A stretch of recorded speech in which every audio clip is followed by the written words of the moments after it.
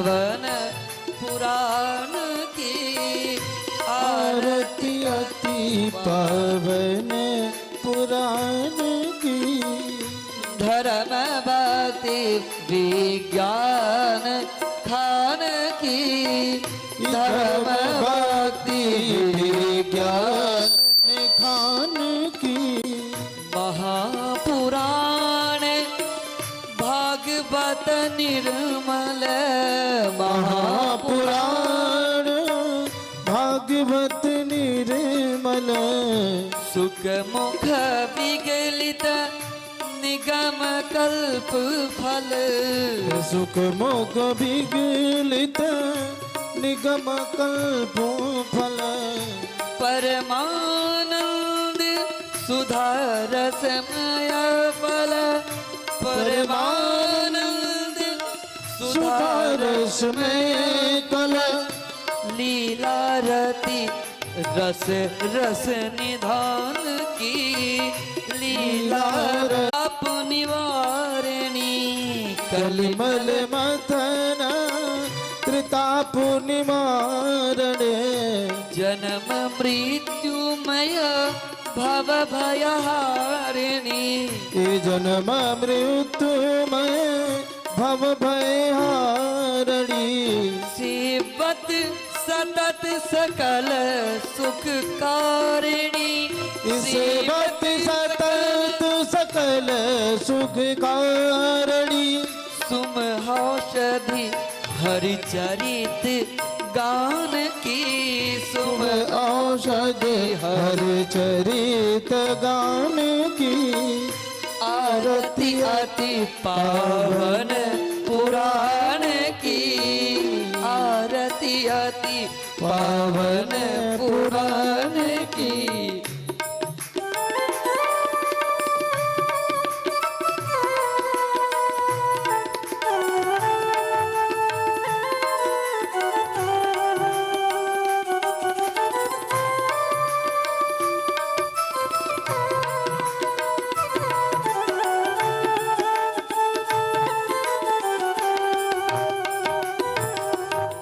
विषय विलास विमोह विनाशिनी।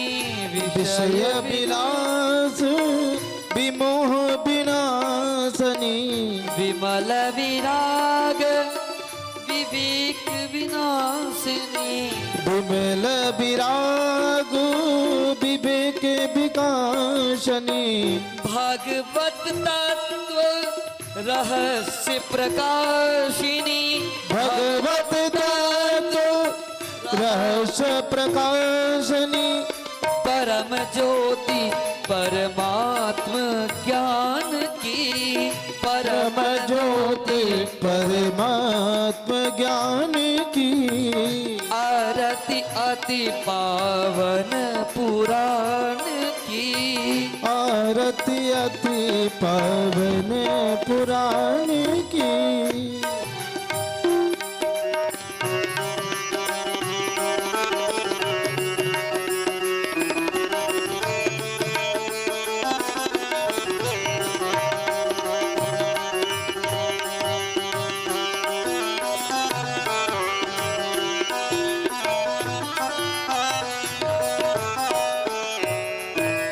परमहंस मुनि मन उल्लासिनी। परमहंस मुनि मन उल्लासनी। रसिक हृदय रस रास विलासिनी। रस रास विलासनी। भुक्ति मुक्ति रति प्रेम कच्चन प्रिय सुजान की कथायति जन प्रिय सुजान की। आरती अति पावन देवास्तानि धर्माणि प्रथमान्यासन्न तेहनाकं महिमानः सजन्त जत्र पूर्वे साध्याः सन्ति देवाः। ओम पुराण पुरुषोत्तमाय नमः। श्री राधा कृष्णाभ्यां नमः। मंत्र पुष्पांजलिं समर्पयामि। श्री सद्गुरु चरण कमलेभ्यो नमः। आप अपने स्थान पे विराजें। आप सब लोग जितने भी श्रोतागण हैं, देवियों सज्जनों, सभी लोग अपने अपने स्थान पे विनम्रता पूर्वक बैठ करके भगवान की अन्न की आग्रह करेंगे। जो भी चप्पल जूता पहनकर बैठे हैं उनसे भी आग्रह करेंगे साइड में करके भगवान की कथा को शुद्ध मन से अंतःकरण से सुने, अपने जीवन में उतारे। भगवान की अतिशय कृपा हम सब पे प्राप्त हुई है, तभी ऐसा कार्यक्रम हम सब के बीच है और हम सब कथा का रसपान कर रहे हैं। इसलिए आप सब लोग बड़ भागी है, हम सब बड़ भागी हैं। इसलिए मद भक्ता यत्र गायंती तत्र तिष्ठति नारद। भगवान स्वयं कहते मेरा भक्त जहाँ मेरा गायन करते मैं वहीं पे विराजमान रहता हूँ। इसलिए इसी मन भावना के साथ चेतना जागृत होकर के कथा को सुनकर अपने जीवन को धन्य बनाएं। बहुत ही अद्भुत कथा है। यह सादर मंच पूज्य महाराज जी के कर कमलों में निवेदित है। जय श्री राधे।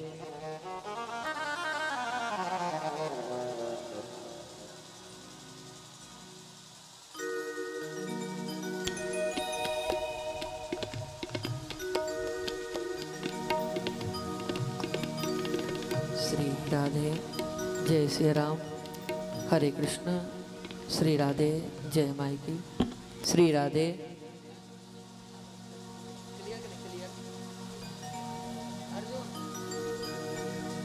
हरि ओम। श्री राधे। श्री राधे।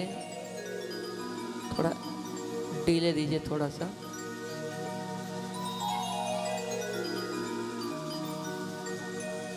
ओम हरि ओम।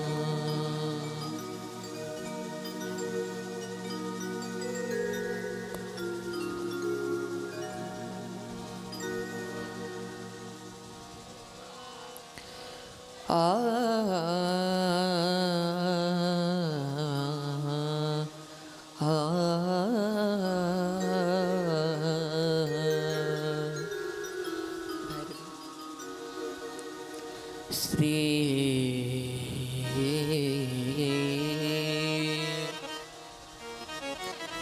गणेशाय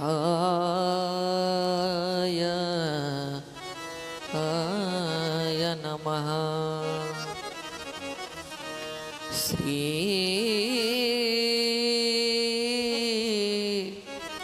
सरस्वती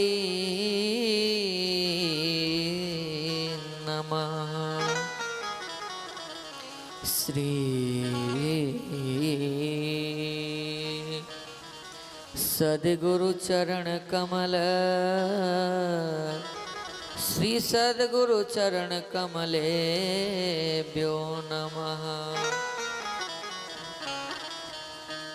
नमः परमहंसास्वादित चरण कमल चिन्मकरंदाय।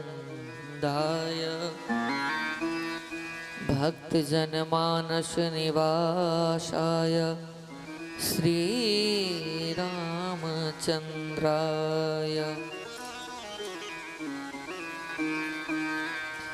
ध्येयं सदा परिभवग्नम भीष्टदोहं तीर्थास्पदं शिवविरिञ्चनुतं शरण्यं वृत्यार्तिहं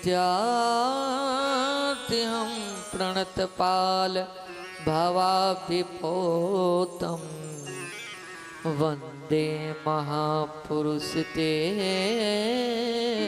चरणारविन्दम्।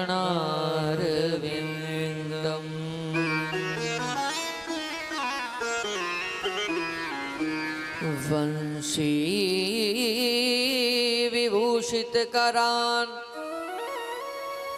नवनीरदाभात् पीताम्बरादरुणबिम्बफलाधरोष्ठा। पूर्णेन्दु सुन्दरमुखा दरबिम्बनेत्रा।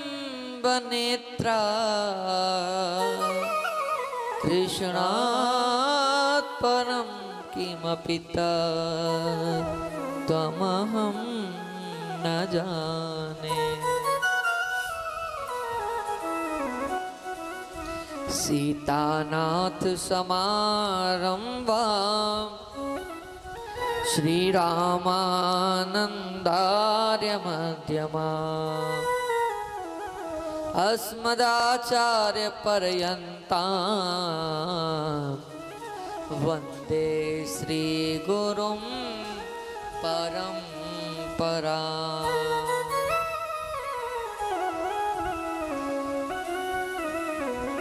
जय जय श्री राधा रमण जय जय नवल किशोर जय गोपी चित चोर प्रभु जय जय माखन चोर।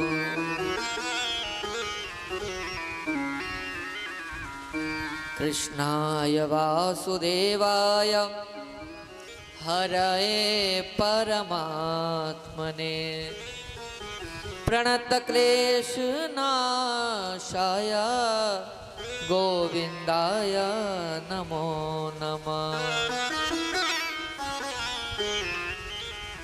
रामं रामानुजं सीतां भरतं भरतानुजं सुग्रीवं वायुसूनं च प्रणमामि पुनः पुनः। वन्दे विदेहतनया पदपुण्डरीकं कैशोरसौरभसमाहितयोगचित्तं हन्तन्त्रितापमुनिहंसजिभ्यं सनमानसालपरुपेतपरागपुङ्गव दुर्वादनेत्रं हेमाम्बरं वरविभूषितभूषिताङ्गं कन्दर्पकोटिकमनीयकिशोरमूर्तिं पूर्तिं मनोरथभुवं भज जानकीशं। मनोजवं मारुततुल्यवेगं जितेन्द्रियं बुद्धिमतां वरिष्ठं वातात्मजं वानरयूथमुख्यं श्रीरामचन्द्रं शरणं प्रपद्ये। आये हनुमंत विराजिए कथा कहूँ मति अनुसार प्रेम सहित गादी धरो पधारिए पवन कुमार पधारिए पवन कुमार।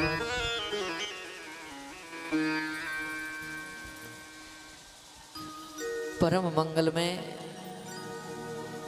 परात्पर अखिलेश्वर अकारण करुणा वरुणालय भक्त वांछा कल्पतरु पट पीतांबरधारी प्रभु श्री बालकृष्ण लाल की ब्रजनंदन यशोदानंदन देवकी नंदन एवं गोपियों के प्राण धन प्रियतम द्वारिकाधीश योगेश्वर श्री कृष्ण के पाद पद्मों में हम सभी का कोटिसा प्रणिपात नमन वंदन प्रणाम करते हुए मन और वाणी को पवित्र करने के लिए सबसे पूर्व पहले भगवान नाम का आश्रय लें, जिससे कि हमारे मन के अंदर जो बैठा हुआ काम क्रोध लोभ मात्सर्य ईर्ष्या दुर्भाव इत्यादि जो विकार है षड विकार ये सब मुक्त हो जाए और हमारा हृदय हरि का भवन बन जाए। और हरि का जब भवन बन जाता है तो वह परम पावन हो जाता है। तो सबसे पूर्व आइए प्रभु के चरणों में हम सभी अपना वाक्य पुष्पांजलि निवेदित करते हुए संकीर्तन के संग कथा में प्रवेश करें।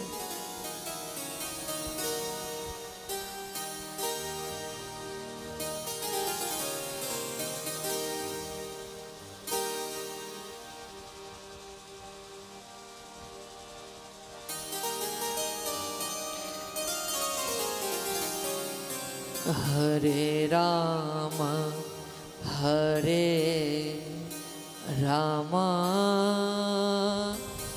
राम राम हरे हरे, हरे कृष्ण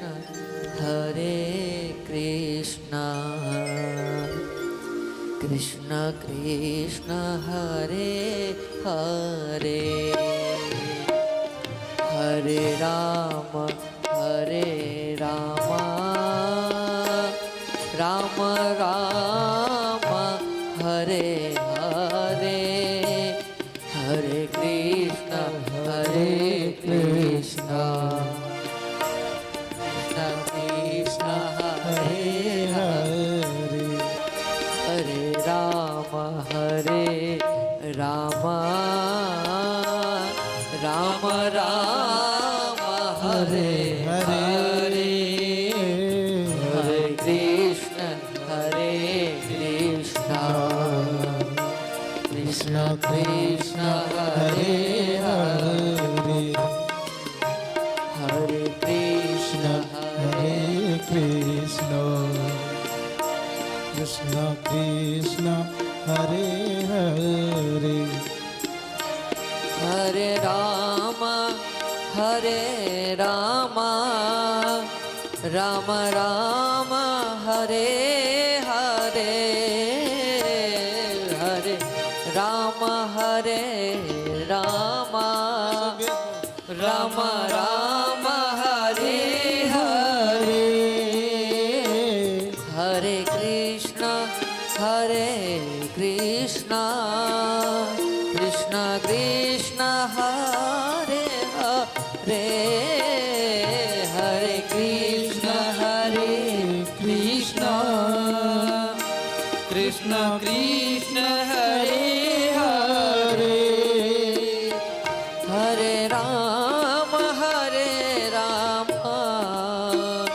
राम हरे हरे, हरे कृष्ण कृष्ण कृष्ण हरे हरे, हरे राम मीठी मीठी ताली से राम हरे हरे, कृष्ण कृष्ण कृष्ण हरे हरे, हरे राम राम राम हरे हरे, हरे कृष्ण कृष्ण कृष्ण हरे हरे,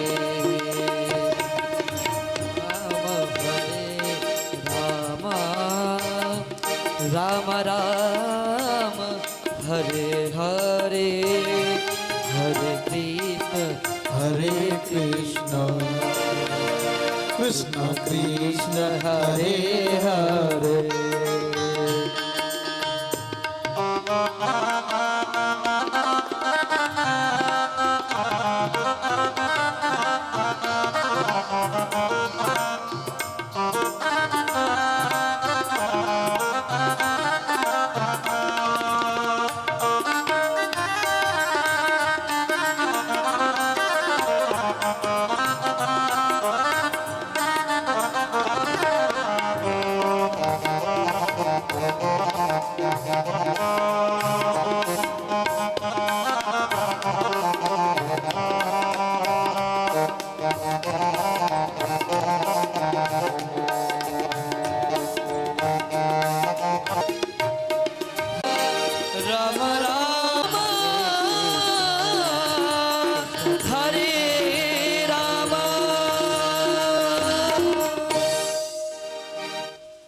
बोलिए भक्त वत्सल भगवान की जय। भागवत महापुराण की जय। गंगा यमुना मैया की जय। अवध मिथिला धाम की श्री गोवर्धन महाराज की जय। काशी विश्वनाथ धाम की जय हो। कुल देवता की जय। ग्राम देवता की जय हो। स्थान देवता की जय। सर्व आवाहित देवी देवता की जय। समस्त पूर्वाचार्यों की जय श्री हो। सुखदेव जी महाराज की जय। नमः पार्वती पतया हर हर हर महादेव। महादेव शं- अस्तु।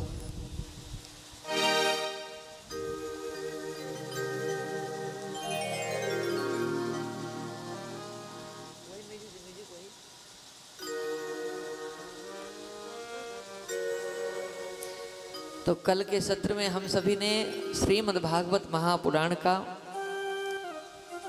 दिव्य दर्शन किया, श्रवण पान किया।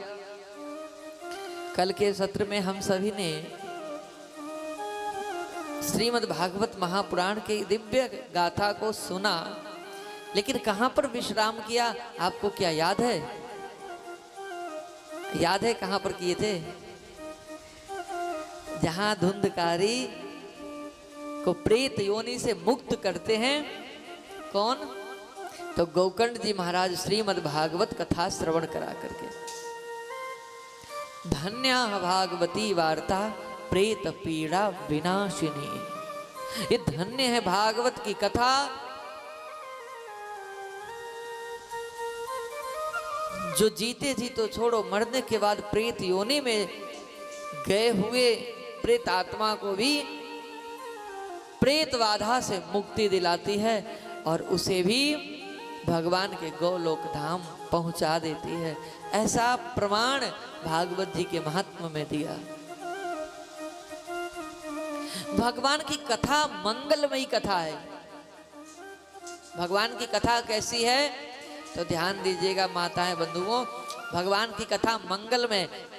कभी भी कोई कहता है कि भगवान की कथा अमंगलमय है, जब भी कहीं सर्वार्थ सिद्धि योग होता है। और आज का जो दिन है वो कौन सा है? मंगलवार है। आज मंगलवार है ना, तो आज हनुमान जी का दिन है ना। तो कहते हैं राम जी का स्वरूप कैसा है, क्योंकि आप अयोध्या वासी एक तरह से हैं, ये सब अवध प्रांत ही है। 84 कोसी परिक्रमा में ये सब आता है ना। तो यहाँ के मर्यादा पुरुषोत्तम भगवान श्री रामचंद्र जी का स्वरूप कैसा है? आपसे कोई पूछे कि भगवान राम का स्वरूप कैसा है, तो आप क्या कहेंगे? है जी मंगल भवन अमंगल हारी। मंगल भवन अमंगल हारी। द्रवहु दशरथ अजीर बिहारी। द्रवहु दशरथ अधीर बिहारी। मंगल भवन अमंगल हारी। भगवान राम का स्वरूप है मंगल भवन। मंगल के भवन है प्रभु, अमंगल को हार समाप्त करने वाले हैं। और ऐसे द्रवित होकर के भक्ति भाव से दशरथ जी के आंगन में प्रकट होकर के समस्त संसार में आनंद ही आनंद प्रदान किया। इसीलिए क्या, जो आनंद सिंधु सुख राशि सी करते त्रिलोक सुपासी। आनंद सिंधु है। अच्छा, भगवान का स्वरूप तो मंगल भवन है, तो कहा भगवान की अयोध्या कैसी है, क्योंकि भगवान अयोध्या में अवतार लिए। तो कहा यद्यपि अवध बै सदैव सुहावनी। रामपुरी मंगलमय पावनी। यद्यपि अवध सदैव सुहावनी, पर रामपुरी मंगलमय पावनी, राम का पुरी भी मंगलमय है, नाम स्वरूप भी मंगल है, स्थान भी मंगल है। और कहा राम जी के संत कैसे हैं, बोलो राम जी का संत कैसे हैं। मुद मंगलमय संत समाजो, है जी मुद मंगलमय संत समाजो, जे जग जंगम तीरथ राजू, जो जग जंगम तीरथ राजू। तो कहा राम जी के संत कैसे हैं, तो कहा मुद मंगलमय संत समाजू, मंगलमय संत समाज भी है। भगवान का रूप, स्थान और संत समाज भी मंगलमय है। कहा राम जी के चरणों से ही निकली है गंगा, निकली है ना। गंगा जी कहाँ से निकली है, तो भगवान के चरणों से निकली है। निर्मल गंगा पावन करती सारी दुनिया, है ना। तो गंगा जी कैसी है, तो गंग सकल मुद मंगल मूला, गंग सकल मुद मंगल मूला, सब सिद्ध करत हरत सब सूला, सब सिद्ध करत सरनि सब शूला। तो गंग सकल मुद मंगल मूला, सब सुख मंगल की मूल है। गंगा भी मूल है, गंगा भी मंगल है। और कहा राम जी के सबसे प्रमुख ग्रंथ अगर भक्ति का देखा जाए तो भक्ति ग्रंथ है रामचरितमानस। तो रामचरितमानस कौन से दिन लिखा गया, इसका रामचरितमानस का प्रकटीकरण कब हुआ, तो ये भी अरे नवमी भौम वार मधुमासा और अवधपुरी यह चरित्र प्रकाश। नवमी भौमवार, भौम कहते हैं मंगल को, भौमवार को ही, मंगलवार को, नवमी को ही भगवान का अवतार भी हुआ है। और श्री रामचरितमानस का भी प्रकटीकरण हुआ है, तो भौमवार को ही नवमी भौम वार दिशि मासा अवधपुरी यह चरित्र प्रकाश। कहा राम जी की कथा कैसी है,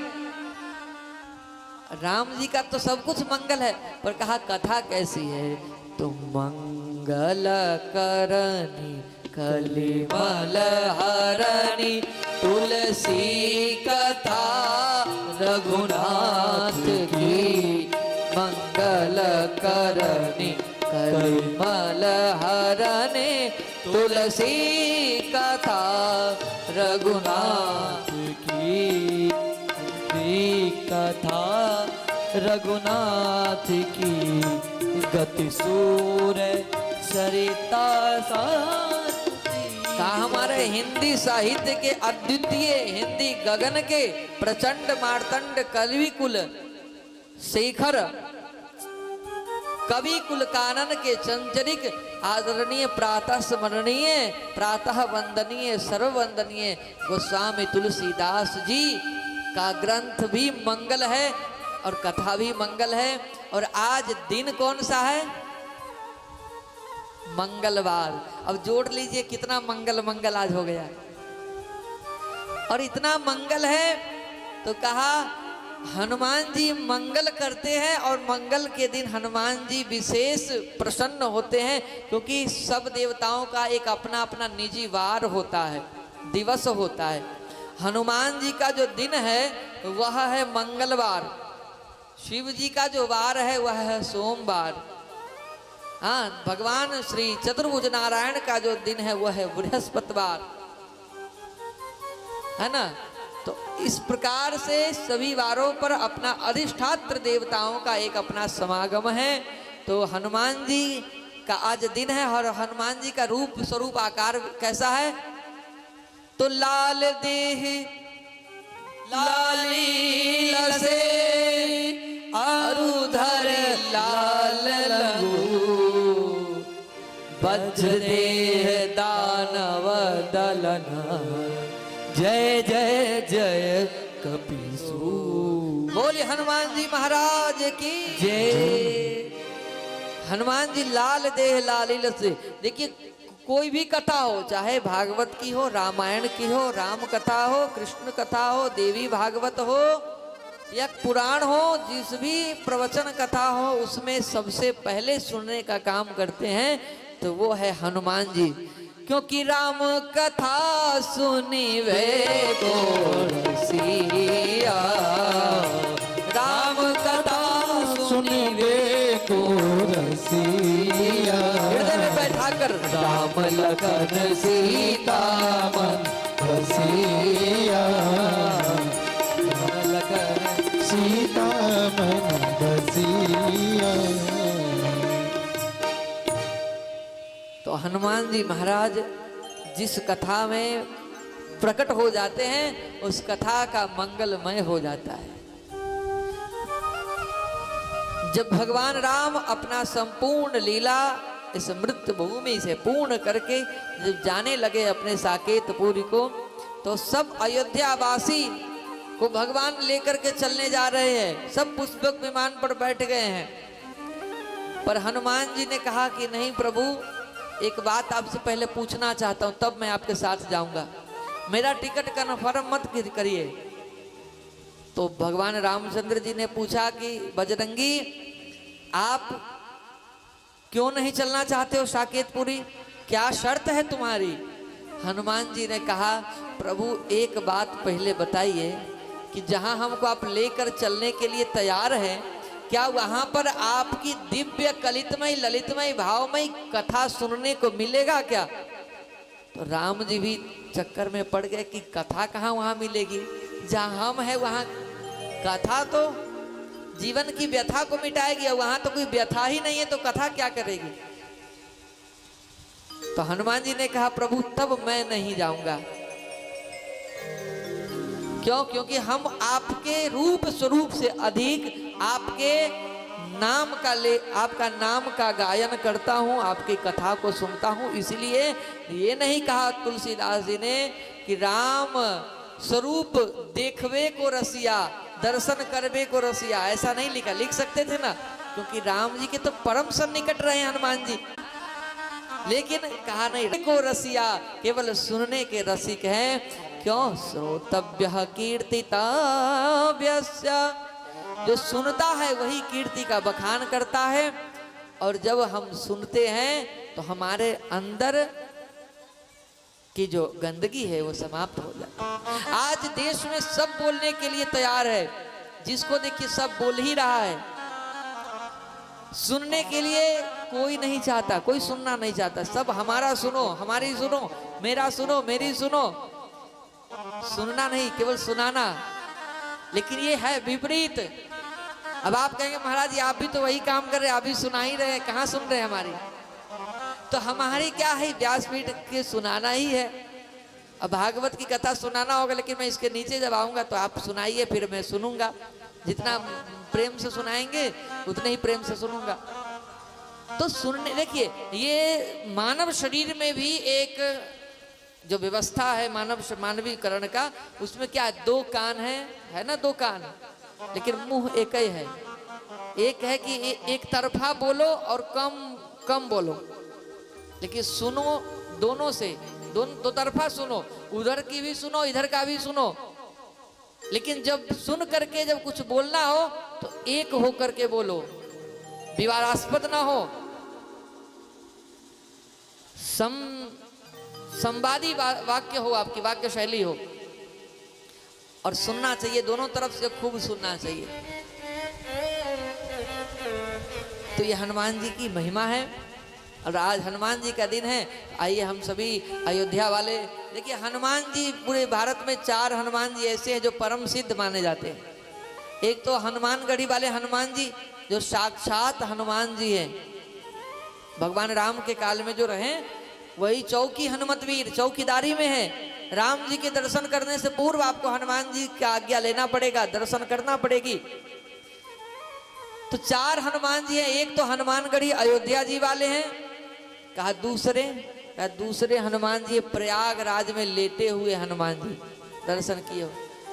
तीसरे हनुमान जी कहा बालाजी, मेहंदीपुर बालाजी, वो हनुमान जी जो हैं वो भी परम सिद्ध हैं। और कहा एक और हनुमान जी है, वो कहा काशी विश्वनाथ में संकट मोचन हनुमान जी महाराज। ये चारों हनुमान जी, ये चारों स्तंभ है भक्ति के, और इनके चारों धाम ही है। ये भक्ति का धाम है। वो भगवत धाम तो 4 है ही, जो 4 धाम यात्रा करते हैं, लेकिन ये वो भगवत धाम है, ये भक्ति धाम है। तो आइए सबसे पहले हम सभी हनुमान जी का वंदना स्तुति करते हुए भजन के माध्यम से कथा में प्रवेश करें। क्योंकि हनुमान जी का दिवस था, तो हमने सोचा हनुमान जी से मंगलानुशासन प्राप्त करें, उसके बाद कथा में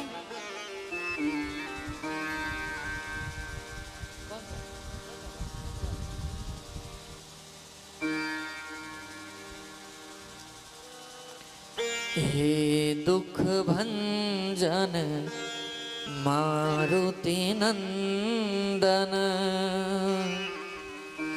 हे दुख भंजन मारुति नंदन, सुन लो मेरी पुकार, पवन सुत विनती बारंबार, पवन सुत विनती बारंबार।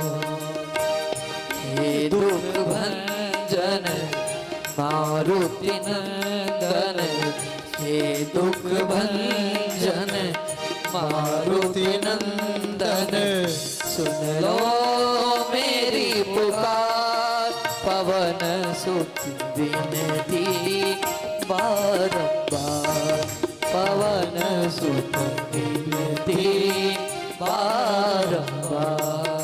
बोलिए हनुमान जी महाराज की जय हो।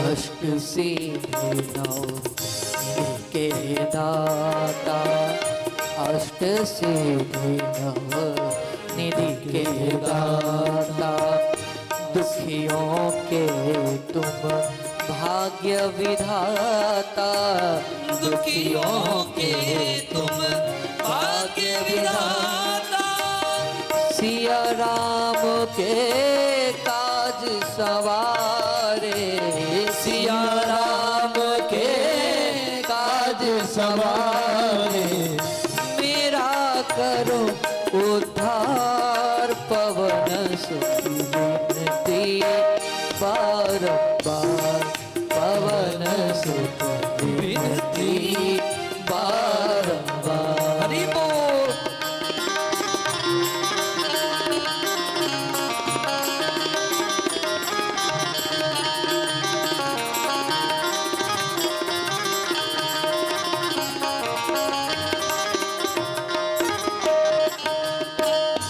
जपो निरंतर नाम तिहारा, जपो निरंतर नाम तिहारा, अब नहीं छोड़ूं तेरा द्वारा, अब नहीं छोड़ूं तेरा द्वारा, राम भक्त मोहे शरण में लीजै, राम भक्त मोहे शरण में लीजै, राम भक्त मोहे शरण में लीजै, राम भक्त मोहे शरण में लीजै, भव सागर से तार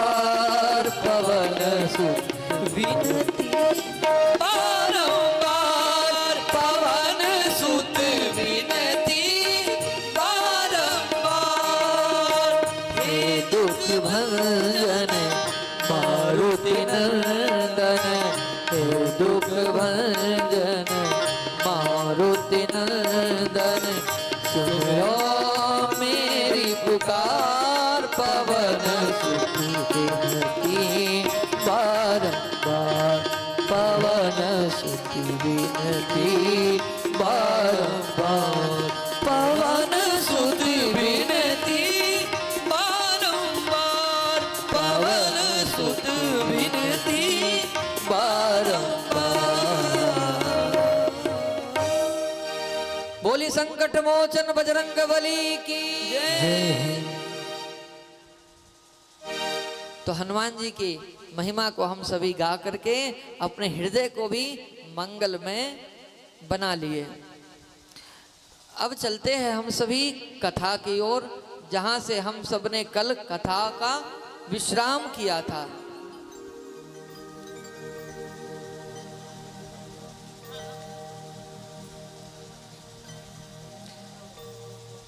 आज भागवत के मंगलाचरण करते हुए सूत जी कहते, ऋषियों, जब श्री कृष्ण द्वैपायन वेद व्यास जी ने श्रीमद् भागवत महापुराण की रचना की, तो उसमें मंगलाचरण का बड़ा सुंदर भाव प्रकट किया।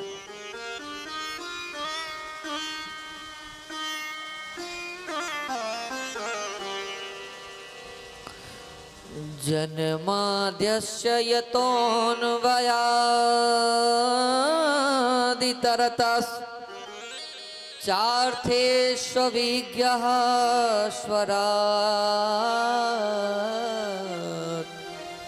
तेने ब्रह्महृदाय आदिकवये मुह्यन्ति यत् सूरयः। तेजो वारि मृदां यथा विनिमयो यत्र त्रिसर्गो मृषा, धाम्ना स्वेन सदा निरस्तकुहकं सत्यं परं धीमहि।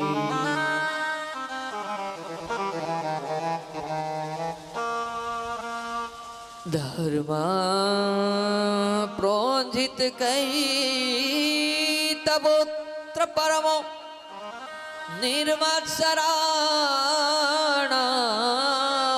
सता, वेद्यं वास्तवमत्र वस्तु शिवदं तापत्रयोन्मूलनम्। श्रीमद्भागवते महामुनिकृते किं वा परैरीश्वरः, सद्यो हृद्यवरोध्यते त्रिकृतवे शुश्रूषुभिस्तक्षणा। निगमकल्पतरोर्गलितं फलम् शुकमुखादमृतद्रवसंयुतं, पिबत भागवतं रसमालयं मुहुरहो रसिका भूरि भावुका। कहते, ऋषियों, जब कृष्ण द्वैपायन वेद व्यास जी ने इस महाग्रंथ की रचना किया, तो इसमें सबसे पहले कहा जन्माद्यस्य यतः, ये ब्रह्म सूत्र का द्वितीय सूत्र है। जन्माद्यस्य यतः, ब्रह्म सूत्र का यह सूत्र है। जन्माद्यस्य यतः, भगवान का जन्म का न आदि है न अंत है, इसलिए भगवान का जन्म भी अनंत है और मंगलमय है। अच्छा, कई लोग सोचते हैं कि भगवान अवतार लेते हैं कि जन्म लेते हैं, क्योंकि कई जगह लिखा है ना कि भगवान जन्म लेते हैं और कहीं लिखा है प्रकट होते हैं। स्तुति में तो यही समझ आता है कि भय प्रगट गोपाला और भय प्रगट कृपाला, लेकिन भगवान जन्म लेते हैं इसका भी प्रमाण मिलता है और गाते भी हैं, जन्मे है कृष्ण कन्हैया गोकुल मां बाजे बधैया। तो क्या जन्म लेते हैं? और यदि जन्म लेते हैं तो फिर अवतार क्यों कहा, प्रकट क्यों कहा? और यदि प्रकट होते हैं तो फिर जन्म क्यों? ये दोनों तो एक द्वंद्व प्रकट करता है ना कि क्या भगवान का जन्म होता है या अवतार? तो भगवान का जन्म और अवतार दोनों ही होता है। अब पूछो कैसे? तो भगवान अवतार लेते हैं, अवतार का मतलब होता है उतरना, और जन्म का मतलब होता है जननी के द्वारा प्रकट होना। जन्म मतलब जो जननी के गर्भ से जन्म लेता है, लेकिन प्रकट होने के लिए किसी के द्वारा नहीं, वो अकस्मात किसी कारण से प्रकट होते हैं। तो भगवान जब प्रकट लिए अयोध्या में भी, तो मां कौशल्या हतप्रभ रह गई कि ये क्या हो रहा है। अरे भगवान प्रकट हो गए, हो कैसे हुए?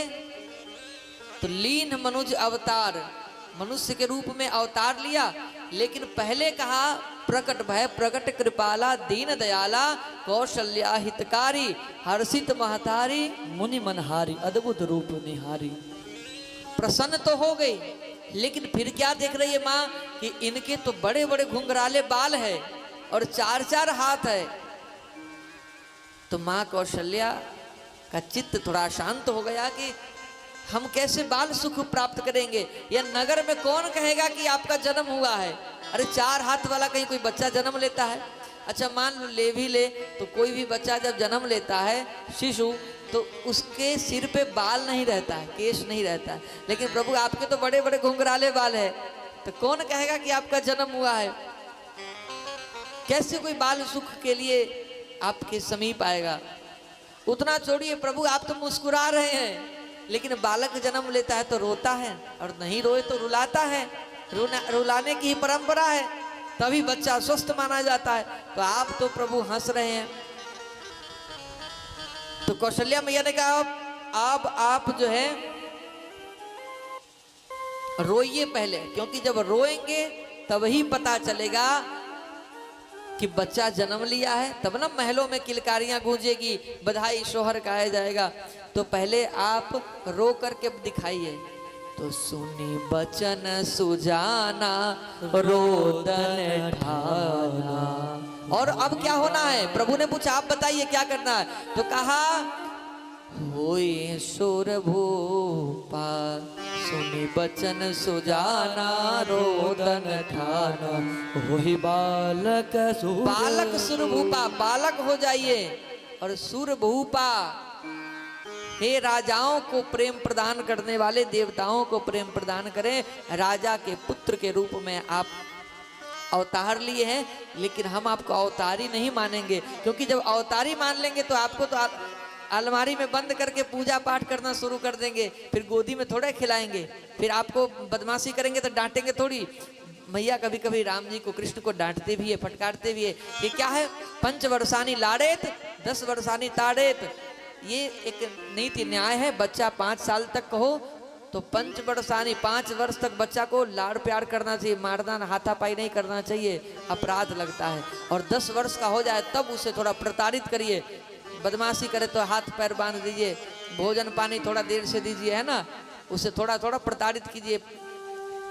लेकिन ये नहीं कि बच्चा पर एकदम बुलडोजर बाबा जैसे व्यवहार करने लगे बच्चा के, ऐसा नहीं। बच्चा के साथ बहुत प्रेमास्पद आपका संबंध होना चाहिए, क्योंकि बच्चा ही भगवान का रूप होता है। तो भगवान रामचंद्र जी रोने लगे, बालक हो गए। तब उसके बाद मैया प्रसन्न हो गई। तब कहा कि अब की जय शिशु लीला अति प्रिय शीला, यह सुख परम अनु।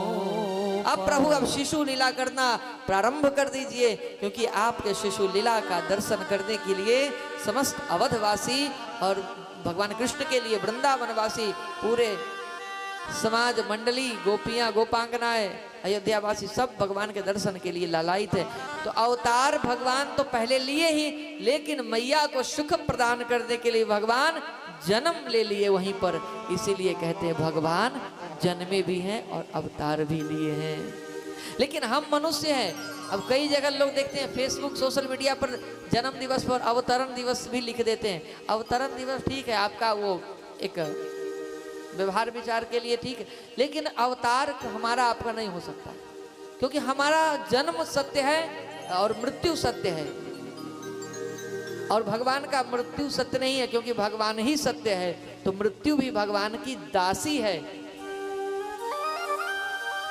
भगवान कभी मरते नहीं है। कई लोग गूगल पर देखिए, यूट्यूब पर लिख देंगे, उसका थंबनेल बना रहे थे, भगवान जब कृष्ण मरे तब उनका आत्मा, हृदय, दिल जो है जगन्नाथ जी के उसमें प्रवेश कर गया। कहते हैं ना, भगवान मरते, भगवान सशरीर जाते हैं परम धाम को। जैसे कुछ होते हैं, जैसे हमारे भारत में कुछ संत परंपरा में भी ऐसे सिद्ध महापुरुष थे जो सशरीर भगवान के धाम को गए। जैसे कबीरदास जी, आपके मगहर में कबीरदास जी के शरीर क्या प्राप्त हुई थी?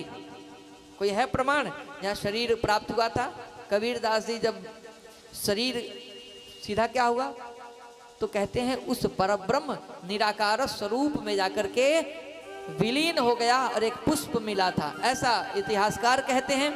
दूसरा, रामकृष्ण परमहंस जी का भी डेथ बॉडी नहीं मिला था, वो मैया काली के उस विराट स्वरूप में प्रविष्ट कर गए थे। और ऐसे ही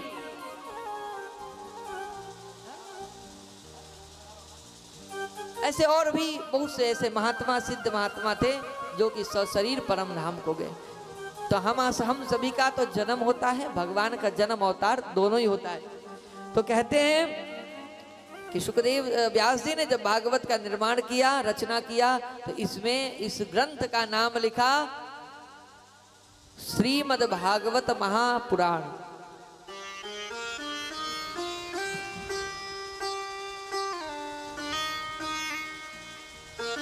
जब भगवान की गाथा को लिखा, तब लक्ष्मी मैया आकर के बैठ गई पास में व्यास जी के और कहा, हे व्यास जी, आपने हमारा नाम तो लिखा ही नहीं, आपने केवल भगवान का ही लिख दिया।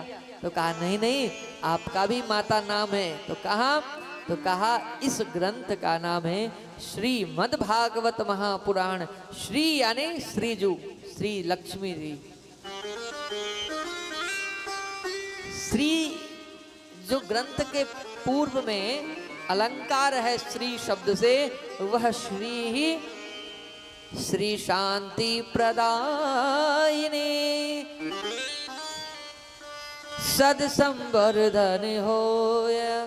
का श्री ही सीता है, श्री ही राधा है, श्री ही लक्ष्मी, श्री पार्वती, यानी जितनी भी देवी शक्ति है, नारी शक्ति है, यह श्री है। और नारी शक्ति जो होते, नारी शक्ति और पुरुष शक्ति दो शक्ति है। नारी शक्ति का शक्ति असीमित है और पुरुष शक्ति का शक्ति एक सीमित है।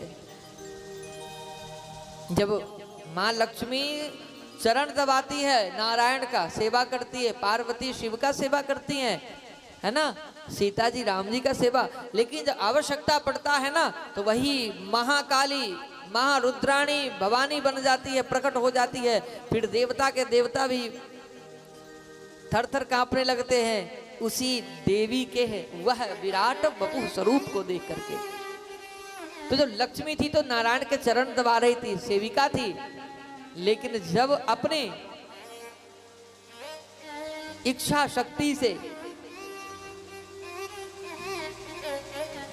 जब अपने असीमित तत्व का प्रकटीकरण करते हैं, विस्तार करती है, तो फिर महादेव को त्रिशूल डमरू लेकर के जमीन पर लेटना पड़ता है और वहीं पर माँ काली आती है, उनका एक दक्षिण चरण पड़ता है और उसके बाद मैया काली के मुख से ऐसा जीव बाहर आता है, उसी रूप को हम काली कहते हैं। और आप रामकृष्ण परमहंस जी का जो वह देवस्थान काली जी का, जिसका नाम है दक्षिणेश्वर।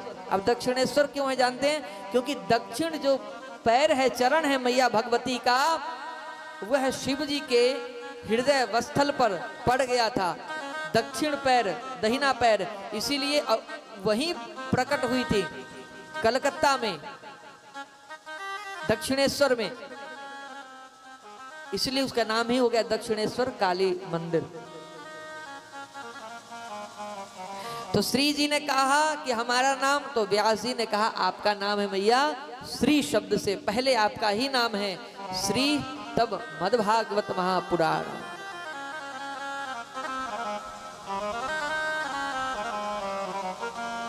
वेद व्यास जी प्रसन्न हो गए, नारायण प्रसन्न हो गए, देवी लक्ष्मी प्रसन्न हो गई। कहते हैं कि यह जो ग्रंथ है,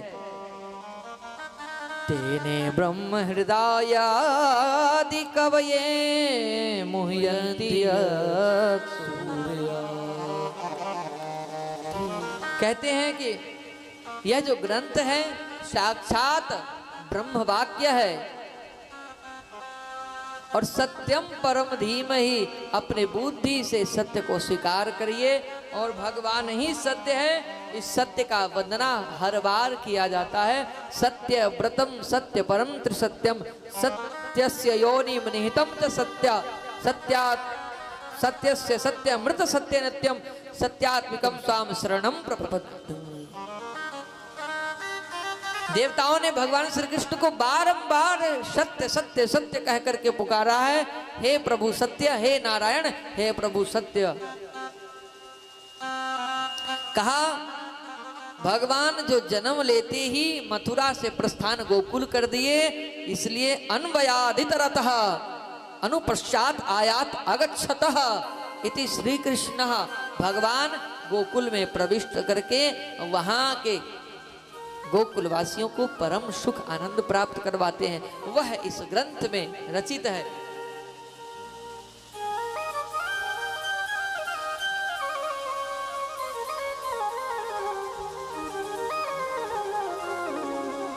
और इस ग्रंथ को सबने खूब मंगलानुशासन किया, सबने खूब व्यवहार किया, प्रशंसा ही प्रशंसा किया गया कि यह निगम कल्प तरोर गलितम फलम शुक मुखाद मृत द्रव संयुतम। निगम कहते हैं वेद को, आगम निगम बखान तुम शिव पटरा। आगम निगम, आगम कहते हैं पुराणों को, निगम कहते हैं वेद को। निगम कल्प तरोर गलितम फलम, निगम यानी वेद रूपी विशाल वृक्ष का यह पका हुआ फल है श्रीमद् भागवत महापुराण।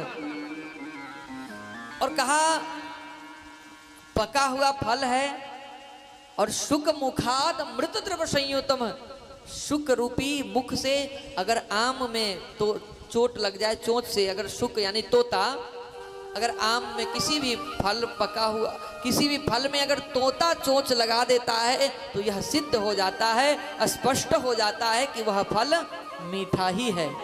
इसीलिए यह भागवत रूपी जो फल है वह मीठा है, मधुर है। क्यों? कहा शुक मुखाद मृत द्रव।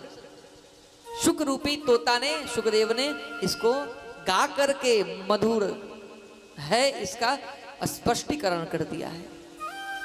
पीवत भागवतम रसमालयम, कहा भागवत का अधिकारी कौन है सुनने का? कहा भागवत सुनने पीना है। कहा भागवत अगर फल है तो फल पिया जाता है कि खाया जाता है? फल कहीं पिया जाता है?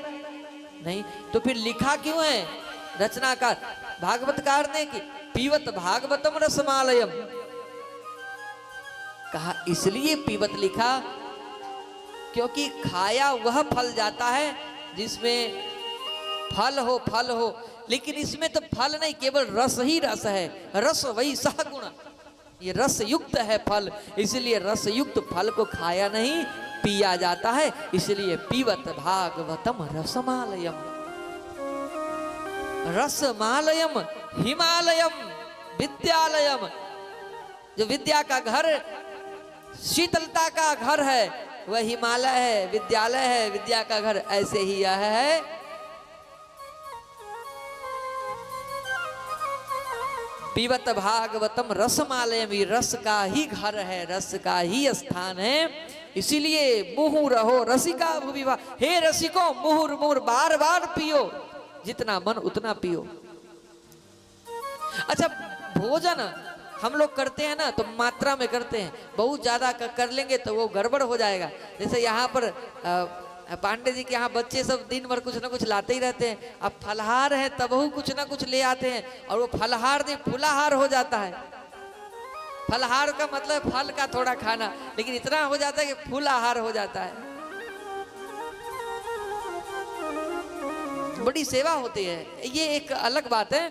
लेकिन यहाँ कहते हैं कि भजन और भोजन दो ही शब्द है। भा में ओ की मात्रा है, भजन ओ की मात्रा हटा दो तो भजन भोजन से भजन हो जाएगा।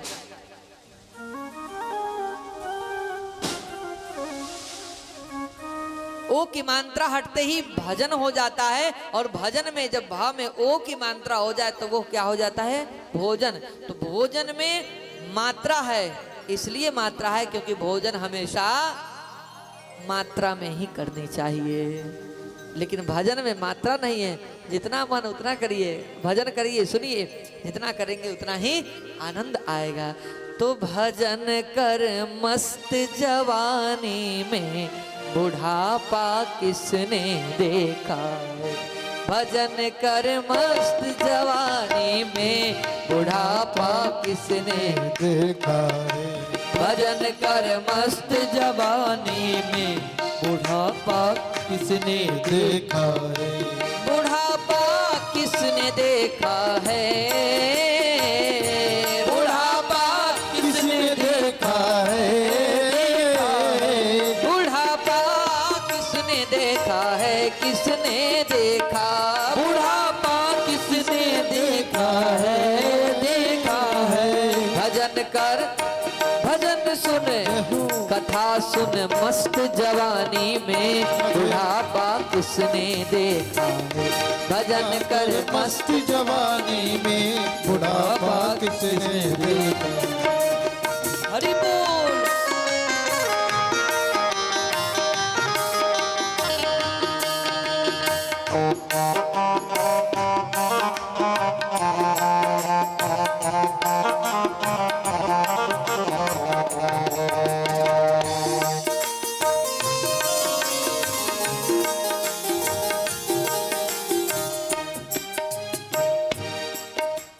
कान से बहरे हो जाओगे, भजन तुम सुन नहीं पाओगे। कान से बहरे हो जाओगे, भजन तुम सुन नहीं पाओगे। कान से बहरे हो जाओगे, कथा तुम सुन नहीं पाओगे। कान से बहरे हो जाओगे, कथा तुम सुन नहीं पाओगे। कथा सुन भजन सुन यहो। कथा सुन मस्त जवानी में बुढ़ापा किसने देखा। कथा सुन मस्त जवानी में बुढ़ापा किसने देखा। बुढ़ापा किसने देखा है। बुढ़ापा किसने देखा है। तो कथा भजन हमेशा जवानी अवस्था में ही सुनना चाहिए। और जीवन के कितने अवस्था होते हैं आपसे मैं पूछना चाहता हूं, आप सभी पढ़े लिखे विद्वान भी हैं, कि अवस्था कितनी होती है इस मानव देह का। बताएं आप लोग में से कोई, अवस्था कितनी होती है? कई ठो अवस्था होते हैं राहुल बाबा। अवस्था देखिए, पहला बाल्यावस्था, दूसरा युवावस्था और तीसरा वृद्धावस्था। लेकिन वृद्धावस्था युवावस्था के बीच की भी एक अवस्था है, उस अवस्था को कहते हैं प्रौढ़ अवस्था। जवानी का जाना, बुढ़ापे का आना, वो बीच का जो है जिसको गोधूली बेला होता है ना, दिन और रात्रि के बीच का जो सायंकाल का बेला होता है, ऐसे ही जीवन का भी सायंकाल का बेला होता है, शाम होता है। कहते ना अब हमारे अब जीवन की अब शाम हो रही है, अब प्रौढ़ अवस्था यानी जवानी समाप्त हो रही है, बुढ़ापा में प्रवेश करने वाले हैं। और बुढ़ापा तो 120 वर्ष की भी बुढ़ापा अवस्था है, और 300 वर्ष हो जाए तब बुढ़ापा अवस्था है। लेकिन जवानी अवस्था जो होता है वो होता है 30-40 का अवस्था, यानी 20 से लेकर के 40 के बीच। और 40 के बीच लेकिन खान पान थोड़ा अगर जिम वगैरह करे तो 50 में भी फिट लगते हैं। लेकिन 50 के बाद 51 वन की ओर संकेत मिलता है। पूर्व काल में ऋषि मनीषी का जो परंपरा थी, 51-52 वर्ष होते ही वन की ओर संकेत मिलना आ जाता था कि अब 50 समाप्त, 51-52 है ना, अब वन में चले जाइए। उसको कहते हैं, आश्रम भी जो है ना 4 है। तो जो वानप्रस्थ आश्रम होता है ना, वह होता है 50 साल के बाद। उसके बाद वानप्रस्थी होने के बाद आप संन्यास आश्रम में प्रविष्ट कर जाइए। तो इन चारों अवस्थाओं में कहा श्रेष्ठ अवस्था कौन सा है, तो कहा बाल्य अवस्था श्रेष्ठ है। बाल्य अवस्था श्रेष्ठ है। कहा क्यों बाल्य अवस्था श्रेष्ठ है, तो कहा ध्रुव और प्रहलाद ने बाल्य अवस्था में ही भक्ति करके भगवान के परम दिव्य धाम को चले गए।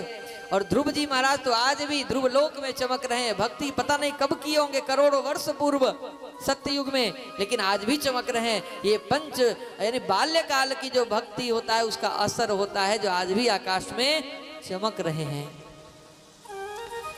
लेकिन जब बुढ़ापा की भक्ति का, ये भी ठीक है, पर बुढ़ापा में भक्ति करने का मन बहुत कम करता है। आलस्य विशेष आपको घेरने लगती है, शरीर बीमारियों का घर आदि आदि समस्या होती है। तो भक्ति के लिए श्रेष्ठ अवस्था कहा बाल्यावस्था है। तो यह वेद रूपी कल्प वृक्ष का जो फल है रसमय है। कहा भक्तों, जो भी इस रस को पान करेगा वह रसो वैसा रस स्वरूप परमात्मा को प्राप्त करके अपने अंतिम जीवन को भी मर करके उनके परम धाम को चला जाता है। बोलो राधे राधे राधे, जय जय श्री राधे, जय श्री राधे। कहा यह भागवत निमिष क्षेत्र में, आपको मैंने पहले ही सुना दिया कि नैमिषारण्य में ऋषियों ने सुना, सूत जी ने सुनाया, और ये परंपरा चलता गया।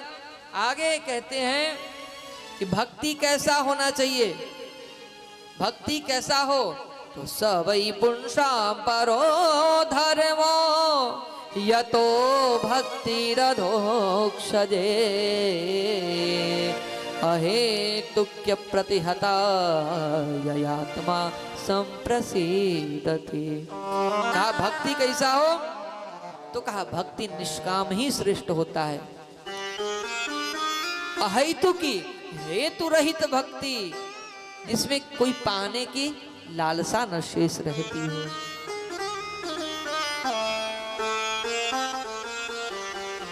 तो पाने के जिसमें विशेष आकांक्षा न हो, विशेष उम्मीद न हो, वह भक्ति कहा श्रेष्ठ भक्ति है।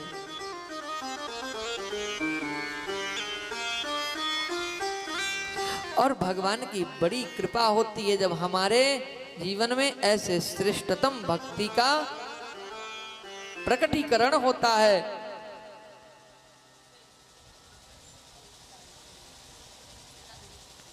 क्योंकि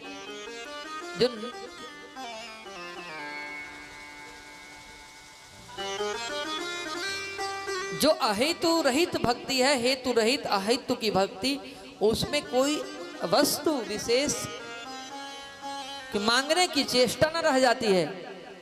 उसमें जो भी है समर्पण है, उसमें केवल इन्वेस्टमेंट है, केवल देने की इच्छा है, पाने की इच्छा नहीं है।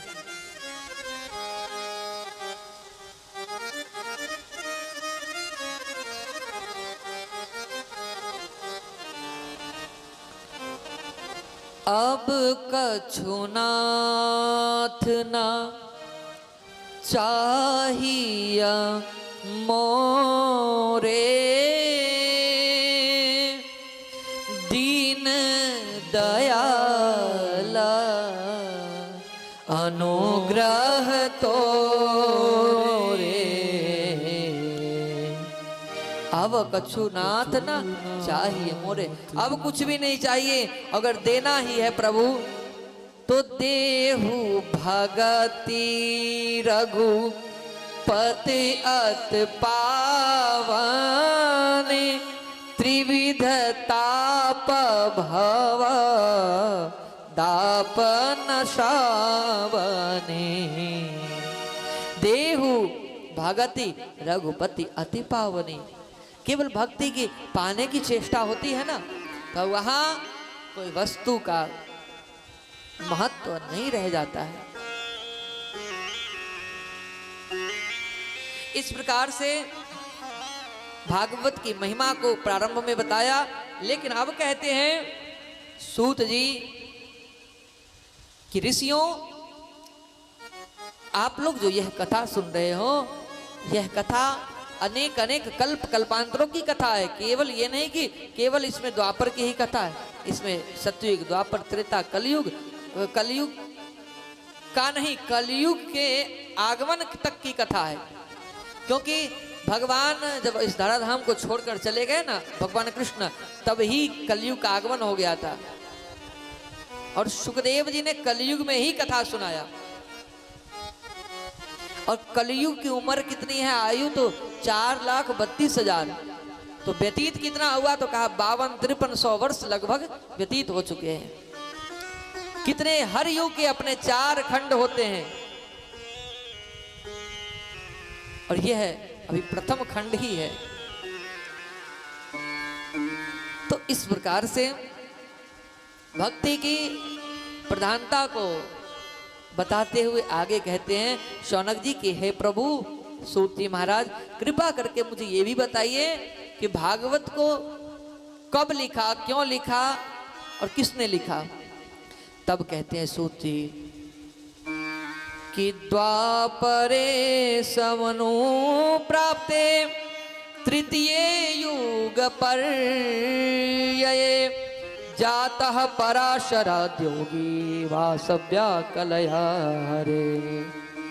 कहते हैं सूत जी कि ऋषियों, जिस समय द्वापर के अंत में भगवान श्री कलावतार श्री कृष्ण द्वैपायन पराशर नंदन श्री वेद व्यास जी का प्रकट हुआ, अवतार हुआ, तब अपनी दिव्य दृष्टि से त्रिकाल दृष्टा वेद व्यास जी ने जब देखा तो क्या पाया कि कलयुग में कलयुगी जो जीव होंगे, प्राणी होंगे, बहुत दुखी होंगे, अपने धर्म कर्म को छोड़ करके और सब अपने केवल धनाशक्ति, यौवनाशक्ति है ना, आदि आदि आसक्तियां उन्हें घेर लेगी,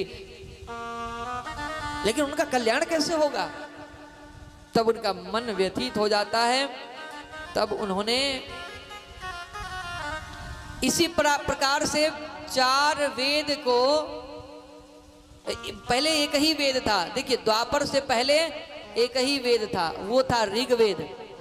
वेद व्यास जी ने ऋग्वेद को ही अलग अलग करके अपना हिसाब किताब से 4 वेद किया।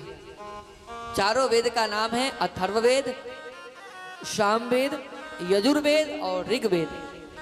ऋग्वेद जिसमें है वो सबसे प्राचीन वेद है। प्राचीन क्या है, सनातन है। वेद प्राचीन नहीं है, वेद सनातन है। वेद ही भगवान है, वेद साक्षात भगवान है। वेद नारायण स्वयं। तो वेद को विभाजन किया, उसके बाद मन नहीं माना तो पंचम वेद लिखा, महाभारत। अच्छा, महाभारत का प्राचीन नाम क्या है? जय संहिता, जय नाम है। और महाभारत पंचम वेद लिखा। उसके बाद मन को तृप्ति न मिल पाई, तो इस अतृप्ति का निराकरण न हो पाया, तब इन्होंने एक एक करके 17 पुराण लिख डाले। वायु पुराण, नारद पुराण है ना, शिव पुराण, भागवत पुराण, कुर्म पुराण, गरुड़ पुराण इत्यादि 17 पुराण लिखे। भागवत को छोड़ करके केवल 17 पुराण लिखे, लेकिन फिर भी इनका मन जो है शांत नहीं हो पाया। मन में एक अशांति है। ऐसा लगता है कि कुछ पाकर भी कुछ अभी अप्राप्ति है, अभी कुछ पाने की चेष्टा बाकी रह गया है। बहुत अशांत थे। तब तक नारद जी का आगमन हुआ। नारद जी ने आकर के पूछा कि व्यास जी महाराज, क्यों आप अशांत हैं? और देखिए, व्यास जी साक्षात भगवान के अवतार है, कला अवतार है। जैसे भरत जी थे ना, शत्रुघ्न जी, लक्ष्मण जी, वैसे ही।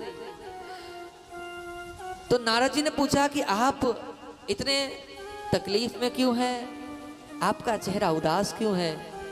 आपका मन उदास क्यों है? आप तो परम आनंद में रहने वाले परमानंदी, ऐसे वेदव्यास जी आप अशांत क्यों, आपके अशांति का कारण क्या है? तो अपना कारण बताया कि हे नारद जी, हमने वेद पुराण लिख डाला लेकिन हमारे मन में शांति नहीं, तृप्ति नहीं मिला, चित्त अभी भी अशांत है, क्या करूं? तो कहा आपने कोई ऐसा ग्रंथ लिखा क्या जिसमें भगवान के जन्म का और शिशु लीला का, अब लीला का व्याख्यान हो? कोई ऐसा है, कोई ग्रंथ आपने लिखा? तो कहा ऐसा तो कोई नहीं लिखा। कहा ऐसा फिर आप कोई ऐसा ग्रंथ लिखे जिसमें हमारे प्रभु श्री योगेश्वर श्री कृष्ण के जन्म का और उनके लीला का सुंदर लीलाकरण हो, उनके व्याख्याकरण हो, कुछ लिखे। तब इन्होंने भागवत लिखने के लिए अग्रसर हुए, लेकिन उससे पहले नारद जी ने एक अपनी इतिहास सुनाया। अहम पुरातीत भवे भव मुने दास्यास्तु कश्चन वेदवादिनां निरोपितो बालक एव योगिनां शुश्रूषणे प्रावृषि निर्विवीक्षता। हे व्यास जी, मैं पूर्व जन्म में एक दासी पुत्र था, सेविका शूद्रा का पुत्र था, दासी पुत्र था। मेरी माँ संतों में अनंत निष्ठा रखती थी, सेवा करती थी। संतों को सेवा करने में मेरी माँ को बड़ा आनंद आता था। उनको खूब भोजन, संत को आगमन करवाती, पधराती, उनका सेवा करती, संत जमाते और संत जब दरवाजे पर आते तो उनका सेवा करते, उनका चरण जल से प्रक्षालन करते, संत सत्संग करते, मैया खूब सुनती गाती। एक बार चातुर्मास्य करने मेरे यहाँ कुछ संत महात्मा आए। संत महात्माओं का खूब मंडली हमारे घर पर आया। हमारी माँ ने खूब सेवा किया, खूब भोजन पवाया, उन सबको जलपान भोजन कराया और महात्मा जी खूब कीर्तन स्तुति गाते थे। हम भी उनके साथ बैठ करके खूब अपना नाम धुन कीर्तन गाता था। फिर क्या हुआ? नारद जी ने कहा, संतों ने एक दिन विचार किया कि अब मुझे आगे बढ़ना चाहिए, क्योंकि संत यानी सज्जन, सज्जनों को एक स्थान पर नहीं रुकना चाहिए। जल को और जीवन, जल और जीवन जब एक जगह पर रुक जाएगा तो दूषित हो जाएगा। पानी, अगर तालाब का पानी, जब कुएं का पानी देखिए, पीने लायक नहीं होगा। क्यों? इसमें पीने लायक कैसे होगा? रुका हुआ है, इसमें छिपकली गिरा हो, कोई जानवर जीव जंतु गिरा हो, जमा हुआ पानी है, ये दूषित जल है। लेकिन चलता हुआ जल, गंगा आदि जो सरोवर तीर्थ है, जो जल है, नदियां हैं, उनका जल पीना भी चाहिए। उनके जल में कोई दूषण नहीं है, वो जल एक जीवन का आभूषण है जीवन के लिए। तो ऐसा ही जीवन जब एक जगह रुक जाए, देखिए हम आपके लिए कितने भी प्यारे हैं, प्रिय हैं, हाँ आप हमारे लिए कितने भी अच्छे हैं, प्रिय हैं, लेकिन जब हमेशा साथ रहने लगेंगे ना तो आपके अंदर का दोष और हमारे अंदर का दोष भी आप एक दूसरे को दर्शन होने लगेगा। आप बहुत अच्छे हैं, आपका व्यवहार विचार बहुत अच्छा लगा, आपकी जो बिहेवियर है, स्पीकिंग है, बाकी सब कुछ अच्छा लगता है। कलम से लिखे तो थक जाएगी, आप इतने अच्छे हैं, इतने व्यवहार के सुशील है, लेकिन जब आपके साथ रहने लगेंगे तो महीने 2 महीने में आपकी कमियां 1-2 नजर आने लगेगी और उतने में कुछ ना कुछ हमारे में खटपट हो जाएगी। इसीलिए अगर हम चल ही देंगे, रुकेंगे ही नहीं ज़्यादा देर, तो फिर हमारे में दोष दर्शन नहीं होगा। इसलिए अति परिचयात अवज्ञात, कहते अति परिचित होने से अवज्ञात की अवस्था आ जाती है। सूत्र है ऐसा, अति परिचयात मतलब अति परिचय, सन्निकट होने से आप उसके बारे में अधिकांश चीजों को जानने से बच जाते हैं। दूर से जितना हम जान पाते हैं, करीब से नहीं जान पाते, क्योंकि करीबी में हम गुण कम दोष ज्यादा देखते हैं, दूर से गुण अधिक दोष देखते ही नहीं है। आज भगवान को सब पूजा करते हैं, मानते हैं, लेकिन भगवान अगर अचानक आकर के आपके यहाँ रहने लगे और रहते रहते रहते रहते भगवान सब कृपा करेंगे, लेकिन भगवान से कोई त्रुटि हो जाए, गड़बड़ हो जाए, कुछ ऐसा आपके मन के प्रतिकूल कोई व्यवहार भगवान के द्वारा भी हो जाएगा तो भी आप भगवान को नहीं छोड़ सकते, नहीं बख्शेंगे। कहेंगे तुम कैसा भगवान हो, चले जाओ, तुम्हारे रहते ये घटना घट गई, ये अनिष्ट हो गया। तो भगवान जो सर्वत्र पूजित है, सर्वत्र वंदित है, उनमें भी दोष दर्शन होने लगता है। यही जीव का स्वभाव होता है। तो अधिक समीपता में, अधिक सन्निकटता में होता क्या है कि हमें आप में एक दूसरे में दोष का दर्शन होने लगता है। और सही बात है कि हर किसी में दोष है, ऐसा कौन है जिसमें दोष नहीं है? निर्दोष तो एक परमात्मा ही है। हम में दोष है, हम सदोषी हैं। तो नारद जी ने कहा कि संतों ने कहा कि अब रुकना नहीं चाहिए, एक स्थान पर दूषित हो जाएगा मन, व्यवहार, वचन, कर्म इत्यादि, तो आगे बढ़ना चाहिए। संतों ने अपना आसन वासन रासन उठाया और वहां से निकल गए आगे। सूत जी ने, व्यास जी ने पूछा फिर क्या हुआ? नारद जी ने कहा अब तो मेरा मन विकल हो गया, अब मैं क्या करूं, अब मैं कैसे कीर्तन संकीर्तन करूं? तो मैं भी जाने लगा संतों के पीछे पीछे। तो संतों ने कहा देखो बेटा, अभी मैं तुमको साथ में नहीं ले जा सकता हूं। नारद जी अपनी व्यथा कथा सुना रहे हैं पूर्व जन्म की, कि नारद जी कह रहे हैं कि मैं पूर्व जन्म में दासी का पुत्र था। तो जब नारद जी की इच्छा हुई जाने की, तो संतों ने कहा तुम अभी मेरे साथ मत चलो। नारद जी ने पूछा क्यों नहीं चलो? तो कहा इसलिए कि तुम अपने पिता का, अपने माँ का एक लौता संतान, एक मतलब एक ही लड़का है, अगर ले जाऊंगा बाबा बना दूंगा तो बाबा जी बन जाओगे, तो जब मैं लौट कर तुम्हारे घर आऊंगा तो तुम्हारी मैया मुझे बहुत गाली देगी। एक ही लड़का था, इसको बाबा जी बना दिए, भले चोर डाकू बना दिए होते तो ठीक हो रहता, ये बाबा जी बना दिए, है ना। तो अच्छा, अक्सर माताओं को बड़ा डर लगता है कि कहीं बाबा जी न बन जाए। हम जहाँ रुके ना, यहीं पर जहाँ है, तो कह रहे थे महाराज आप जो है बाबा बनेंगे कि ब्याह करेंगे? क्योंकि अब कहा महाराज बाबा मत बनिएगा। कहा देखिए ऐसे ही ऋषियों ने भी सब विवाह इत्यादि किया। हमने कहा चलिए ये तो अपनी अपनी बात है, कहने की शैली है। तो कोई भी हमारे घर में भी कोई नहीं कहेंगे कि बाबा जी बन जाओ, बड़ा डर लगता है। लेकिन अगर चोर डाकू बन जाए तो वो ठीक है। अरे महात्मा साधु एक घर में कोई संत बनता है ना, हो जाता है, तो वो कहते 21 पीढ़ियों को, कुल को तार देता है। बट ये समझ नहीं पाते हैं। तो नारद जी ने कहा, संतों ने कहा हे नारद अभी तुम मेरे साथ मत चलो, तुम्हारी माँ विकल हो जाएगी। कि एक ही पुत्र, एक लौता लड़का है, उसको भी लेकर के बाबा चले गए। इसलिए तुम अभी घर पर भजन करो, और जब तुम्हारी माँ दुनिया छोड़ करके इस दुनिया से दूसरे दुनिया में चली जाए, यानी मृत्यु हो जाए, उनका जीवन का अंत हो जाए, उसके बाद तुम मेरे साथ आना। मैं जा रहा हूँ उत्तर दिशा की ओर, तुम आना, मैं तुम्हारा इंतजार करूंगा, फिर मिल करके भजन करना, मैं कुछ नहीं रोकूंगा। लेकिन अभी तुम अपने माता के पुत्र हो और माँ के अधिकृत हो, मैं इसलिए इसके ले जाने का अधिकारी नहीं हो सकता हूँ। नारद जी मन बेचैन हो गया, महात्मा चले गए। अब सोचते कि कब मेरी माता जी यहाँ से निकले, मतलब दुनिया छोड़कर जाए। नारद जी कहते हैं कहानी मोड़ लेती है। एक दिन ऐसा होता है, सायंकाल के बेला में मेरी माँ किसी के घर जाती है गैया दोहन करने, गाय दूहने। एक सर्प पर रस्सी समझ करके भ्रमवश चरण पड़ता है, पैर पड़ता है, और उनकी मृत्यु हो जाती है तत्क्षण। फिर नारद काका काकी है ना, बाबा दादी है ना, भैया भाभी, सब में मतलब जितना पुरुष वर्गीकरण है ना, भैया में, भाभी भैया में, भैया भाभी कहते ना सब, भाभी भैया तो कोई नहीं कहता है, भैया भाभी। ऐसे ही काका काकी, ऐसे ही मामा मामी, है ना। लेकिन संसार में एक ही ऐसा रिश्ता है माताओं बंधुओं, जिसमें पहले मातृशक्ति का नाम आता है, वह एक ही है, केवल माता तब पिता। कोई पिता माता नहीं कहता है।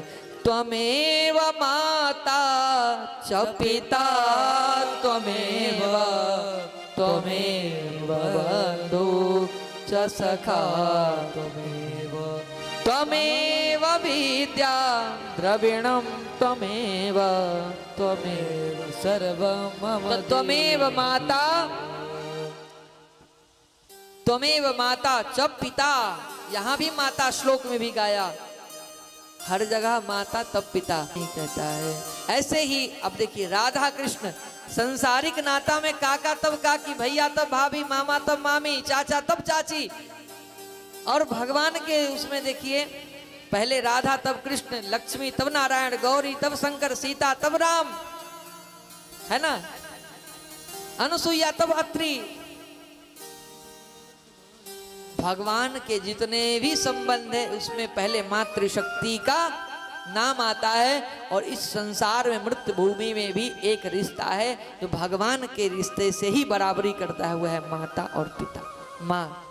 माता ही साक्षात मातृवत्सला होती है और वह संसार की साक्षात जगत जननी होती है।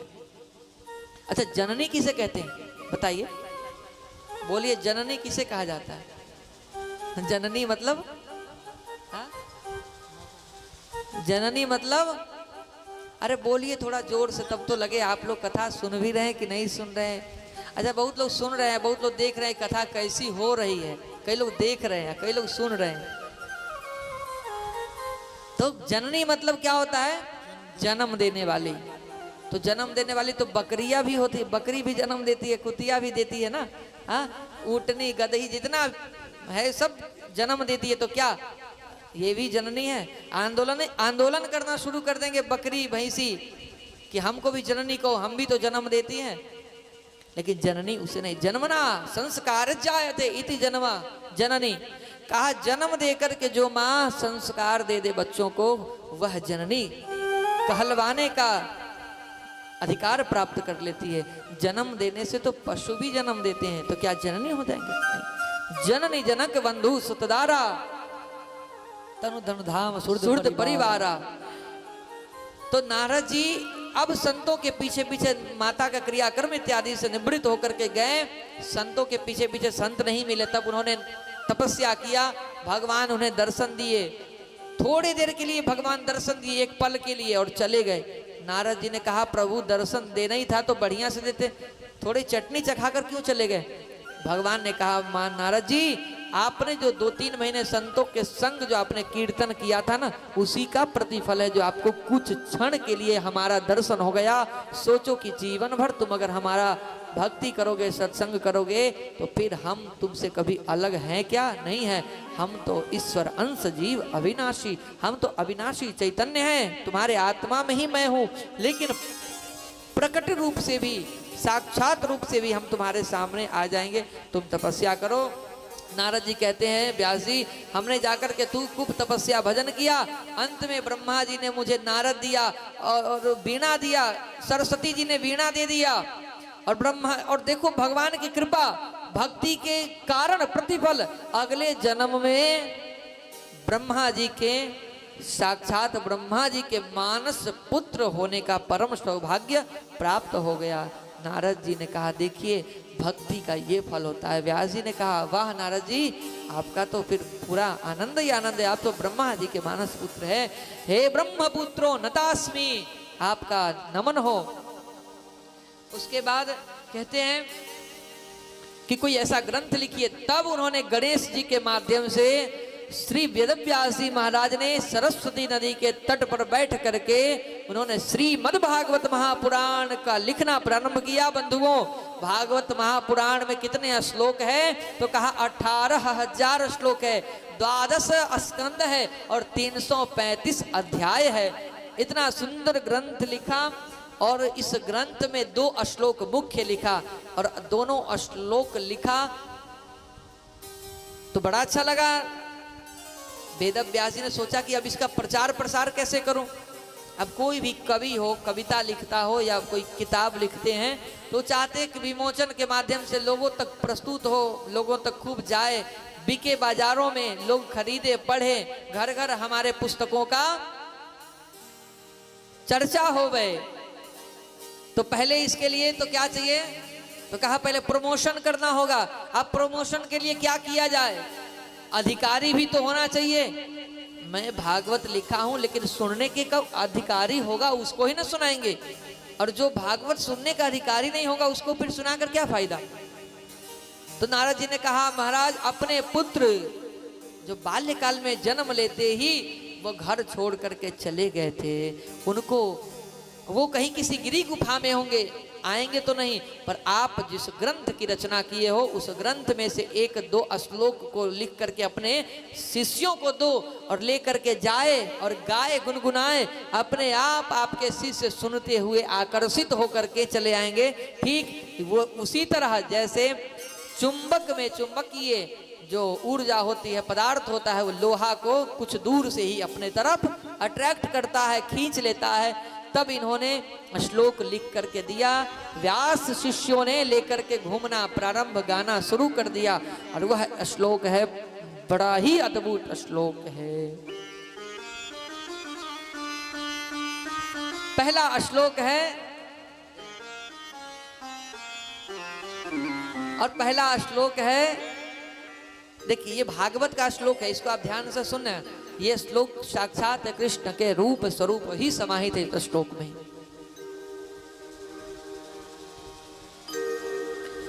वरहा पीड़म नटवर वपु कर्णयो कर्णिकारम विभ्रद वासः कनक कपिशम वैजयन्तीं जमाला रंध्राण वेणुरधर सुधया पूरयन् गोपवृन्दै वृन्दारण्यं स्वपद रमणं प्राविशद गीत कीर्तिः।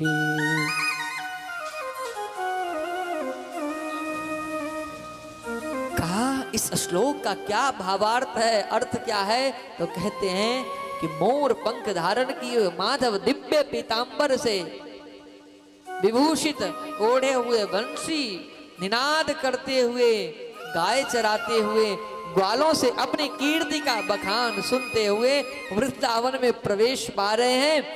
जो ये श्लोक सुखदेव जी के कानों में पड़ा ना, तो कहते हैं सुखदेव जी का समाधि, निमग्न समाधि जो था वह टूट गया, खंडित हो गया, और टूटते ही प्रसन्न होकर के देखने लगे कि आखिर ये श्लोक इतना सुंदर दिव्य मधुर किसने गाया है। हमारे प्रभु श्री माधव द्वारिकाधीश प्रभु के इतना सुंदर लीला का वर्णन है, उनके रूप स्वरूप का वर्णन है इस श्लोक में, कितना अद्भुत है ना। अरे सुनाओ ना, अरे एक और गाओ। सुखदेव जी आते हैं, देखते हैं मंडली कुछ बच्चे शिष्य हैं, शिष्यों से पूछा, जो व्यास जी के शिष्य हैं उनसे, कि क्यों ये श्लोक आपने गाया? कहा जी हाँ मैं ही गाया हूं। अच्छा ये बड़ा सुंदर, ये श्लोक कहाँ किसने लिखा, ये कहाँ से लाए हो? कहा अरे हमारे गुरु जी ने ऐसे ऐसे तो 18,000 है ना 17,999 श्लोक लिखे हैं, 18 ये एक ही है। अच्छा एक दो और सुनाओ ना, एक आध और सुनना चाहता हूं मैं। तो बड़े भाव से सुनाते हैं, अहो बकीयम स्तनकालकूटम जिघांसया पाययदाप्य साध्वी लेवे गतिम तात्रुचिताम ततोन्य कम वादयालुम शरणं ब्रजे।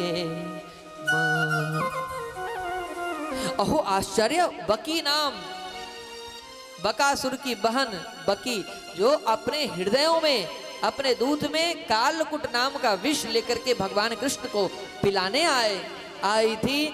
6 दिन के कन्हैया थे और उसके दूध पिला करके मारने की इच्छा से, हंतुम इच्छा से प्रेरित होकर के आई। पूतना को भी भगवान ने मातृत्व गति प्रदान कर दिया। सोचो भला हम जैसे मनुष्य, हम जैसे भगवत कथा श्रवणार्थियों पर भगवान कैसे न कृपा करेंगे। अरे जो मारने की इच्छा से प्रेरित होकर दुष्ट आत्मा पाप आत्मा आई, जिघांसयापी, जो बच्चों को मारने खाने वाली, उसको भगवान ने दिव्य गति दी। जो माँ यशोदा को प्रदान करनी चाहिए वह गति तो पूतना को दे दी। तो सोचो माँ यशोदा को कैसी गति प्रदान की होगी। और हम भक्त तो उनके अनुयायी है, हम तो उनके कथा श्रवण करने वाले श्रवणार्थी है, हम पर कृपा कैसे न करेंगे। हे विभो, अद्भुत है, अद्भुत है, साधो साध अद्भुत, इतना सुंदर ग्रंथ है, इसका श्लोक तो बड़ा ही मधुर है। और सूत जी महाराज कहते ऋषियों, सूत जी कहते ऋषियों, गोविंद के गुणानुवाद इतने ही दिव्य है कि किसी का भी मन खींच जाए। चुंबक की शक्ति जितनी अधिक होगी लोहा उतनी ही शीघ्रता से खींचेगा। जिस लोहे में बहुत गंदगी लग जाएगी, मोटी मोटी कीचड़ की परत हो, अनेक वस्त्रों से लिपटा पड़ा हो, उसको चुंबक शक्ति बहुत अच्छा काम नहीं करेगी। निरावरण होना चाहिए, कोई कपड़ा न लिपटा हो, लोहे में बहुत ज्यादा कीचड़ गंदगी मिट्टी इत्यादि न लगा हो, अगर प्रभावशील होगा तो खींच लेगा। ऐसे ही गोविंद का गुणावाद, गोविंद के गुणानुवाद चित्त को खींच लेता है, अगर हमारा चित्त फ्रेश हो, साफ हो तो। हमारे मिथिला में मैथिलानी कहते हैं, जब भगवान रामचंद्र जी विवाह करने गए ना, क्योंकि हम मिथिला के रहने वाले हैं। सीतामढ़ी जानकी स्थान है ना, जहाँ जानकी जी का जन्म अवतार हुआ, वहीं उसी जगह पर हमारा जन्मभूमि घर है। तो हमारे यहाँ गाते हैं गीत के माध्यम से। भगवान को हम लोग पाहुन कहते हैं।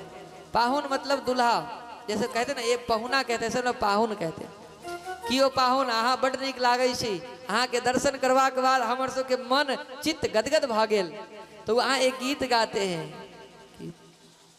चित चोरवा आज बंधावल है, चित चोरवा आज बन्हावलनि है, चित चोरवा आज सब मान गुमान गमाओल रे, सब मान गुमान गमाओल है, चित चोरवा आज बन्हावल है, चित चोरवा आज।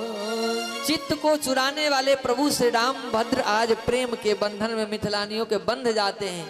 वहाँ भगवान बंधे भी थे। बंधने के बाद कहा गया प्रभु को कि अब चल करके दिखाइए, चल करके। तो भगवान चलते कैसे, तो दुल्हा चले जैसे कोल्हू के बरद है सखी। कोल्हू के बरद माने बैल कहते हैं, जैसे कोल्हू का बैल चलता है ऐसे ही भगवान राम वहाँ चलने लगे। एक सखी ने कहा थोड़ा तेज दौड़िए, तेज चलिए। तो तेज चलने लगे तो सखिया ठाका मार के हंसती हुई कहती है, आप तो छागर जैसे भागते हैं। जैसे छागर कहते हैं खसी मतलब बकरा को, बकरा को जब बंधन से मुक्त करिए तो भागता है बहुत तेज। ऐसे ही प्रभु आपको थोड़ा ढीला कर दिए कि आप भागने लगे, दौड़ने लगे। आप बैल जैसे चलते हैं और बर बरद के दोनों राशि एक है सखी। व से वरद, वरद माने बैल होता है संस्कृत में, वरद कहते हैं बैल को, और वर कहते हैं श्रेष्ठ को, दुल्हा को। तो हे राघवेंद्र सरकार, आप वर हैं और चल रहे हैं वरद जैसे, दोनों का राशि एक ही है। आपके दादाजी का नाम क्या है? कहा हमारे दादाजी का नाम है परम वंदनीय प्रातः स्मरणीय श्री अनंत अनंत अनंत कोटि गोलोकवासी महाराज अज। कहा देखो सखी, इनके दादाजी का नाम अज है, और अज का मतलब क्या होता है? बकरा, और चलते भी है बकरा जैसे। तो इनके बाबा भी और ये भी दोनों एक ही होने। ऐसा मिथिलानियों का एक अपना माधुर्य प्रेम था। विवाह में हम बहुत तरह के किस्म के लीला होते हैं, हास्य विनोद होता है। उसके बाद भगवान राम जब आने लगते तो मिथिलानियाँ गाली देती हैं, कहते रघुनंदन आप तो मतलब काले हैं, आपके भैया गोर हैं। आपको आज ना लोग कहने लगे हैं, पहले तो आप कारे राम थे, कारे राम। जब आप अयोध्या में थे तो कारे राम थे। अयोध्या में जाएंगे ना तो आज भी नागेश्वरनाथ मंदिर के बगल में काले राम जी का मंदिर है, आप लोग दर्शन किए होंगे, काले राम भगवान।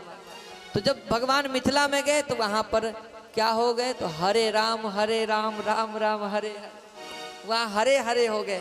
क्यों? क्योंकि वहाँ हरित हो गए, वहाँ 1 से 2 हो गए, हरियाली आ गई एक चेहरे पर।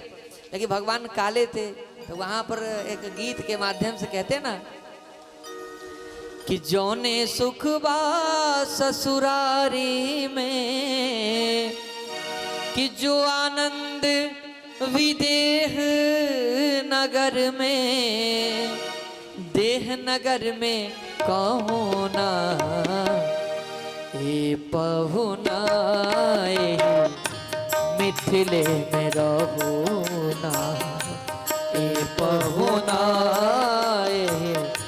मिथिले में रहूँ। जौने सुख बा ससुरारी में, जौने सुख बा ससुरारी में, जो आनंद विदेह नगर में, जो आनंद विदेह नगर में, देह नगर में कहूँ ना ए पहुना, मिथिले में रहूँ ना ए पहुना, मिथिले में। तो वहाँ मिथिला में भगवान को पाहुन कहते हैं।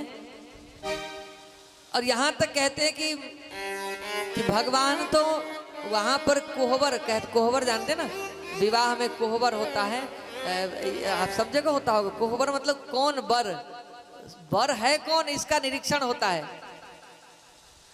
तो उस कोहबर में भगवान का खूब हंसी मजाक किया गया। उसमें कोहबर बिहारी नाम से उनका नाम ही पड़ गया। जैसे अयोध्या में कनक बिहारी है, ऐसे हमारे मिथिला में कोहबर बिहारी कहते हैं। कि रघुवर कोहबर बिहारी, डिठाई माफ कीजिए हमारी, वहाँ कोहबर बिहारी के ही नाम से जाने जाते हैं। तो भगवान का ये सौंदर्य, भगवान का यह दिव्य स्वरूपों का सुंदर कीर्ति कौमुदी का गायन किया गया। सुखदेव जी इस श्लोक के कारण खींचे चले आए और वेद व्यास जी के पास आए। देवी भागवत महापुराण के अनुसार सुखदेव जी जनक जी के पास विद्या अध्ययन करने गए थे, वहां से आए। देवी भागवत में तो ऐसा लिखा है कि सुखदेव जी विवाह भी किए, उन्हें एक बेटी भी हुआ और बेटी होने के बाद वो फिर वितराग हो गए।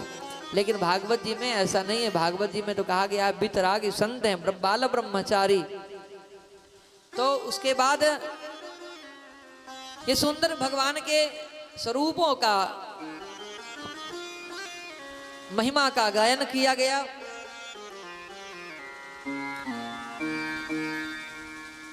वेद व्यास जी के पास शुकाचार्य पधारे, चरणों में नमन किया कि गुरुदेव क्या ये प्रसाद हमें भी मिलेगा? अपने प्रिय पुत्र को प्राप्त करके आज प्रसन्न चित्त हो गए, हृदय से अंग से लगाया। और श्रीमद् भागवत का जो ये कथा है ना प्रभु, ये सबसे पहले सुखदेव जी को ही व्यास जी ने सुनाया। और सुखदेव जी ने जब सुन लिया तो कहा कि कोई सुनने का अधिकारी, तो कहा हे सुखदेव जी, अंत में एक समय आएगा जब परीक्षित जी महाराज तुम्हारे पास आएंगे सुनने के लिए। और वही भागवत की संगीता यह है जिसको सुखदेव जी ने गाया। अब कहते हैं सूत जी कि ऋषियों और कोई मन में आशंका? कहा जी एक आशंका ये है कि आपने परीक्षित जी का नाम लिया, तो यह परीक्षित कौन है? परीक्षित ने भागवत एक जगह सुना कैसे? परीक्षित जी को ही पात्र क्यों माना? श्री सूत जी से पूछ रहे हैं कि 7 दिन तक एक ही स्थान पर बैठ करके निर्जल व्रत करके परीक्षित जी ने कैसे सुना 7 दिन तक? और हम आपको भी 7 ही दिन में मरना है।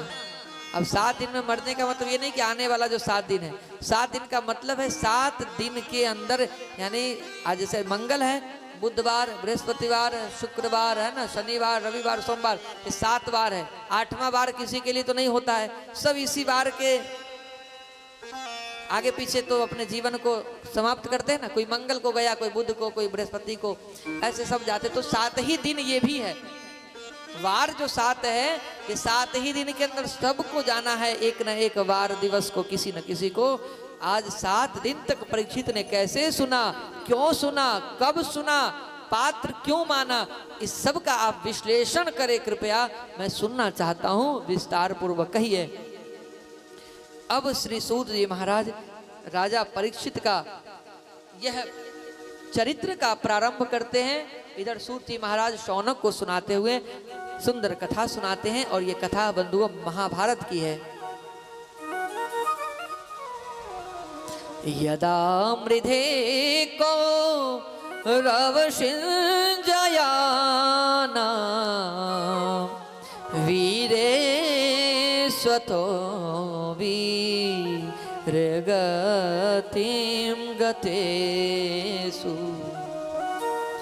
वृकोदरा विद्यगदा विमर्श भग्नो रुदंड धृतराष्ट्रपुत्रो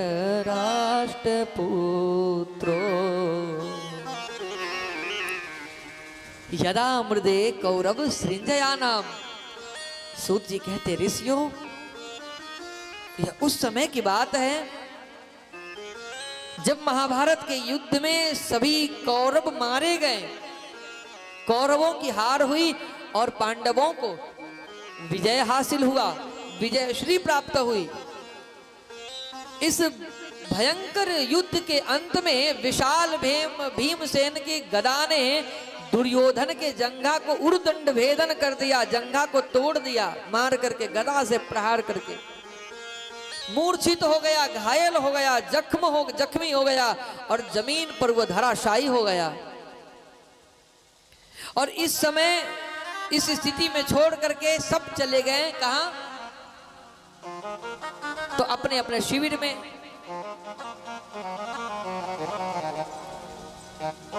कहते हैं कि कौन सा भूमि है जहां युद्ध हुआ?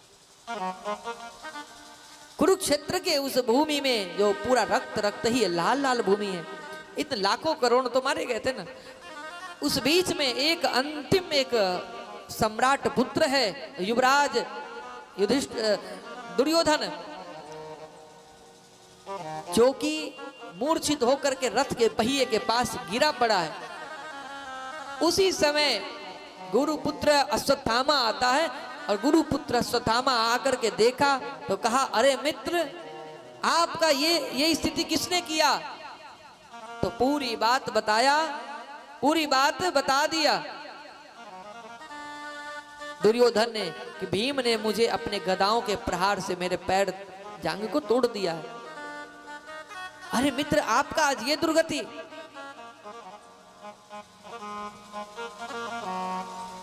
आपको तो मैं देख रहा हूं हिंसक जीव आपको घेर लिए है चारों तरफ से, कहीं गिद्ध है, कहीं चील है, कहीं कुछ है, आपको मारने खाने के लिए वो चारों तरफ से आक्रमण कर रहे हैं, अटैक कर रहे हैं। मैंने आपका वह साम्राज्य देखा, आपकी वह संपदा देखी। मित्र, आज मैं बहुत लज्जित हूं कि ऐसे युवराज हस्तिनापुर नरेश के पुत्र होकर के आज इनका ये दुर्गति। मेरा मन विकल हो गया है। अरे ये दुर्दशा जिसने भी किया है ना मित्र, चिंता मत करिए। अश्वत्थामा कह रहे हैं गुरुपुत्र कि मैंने आपका नमक खाया है ना, तो जब नमक खाया है तो मैं आपका ऋणी हूं और मैं अपने ऋण से मुक्त होऊंगा जब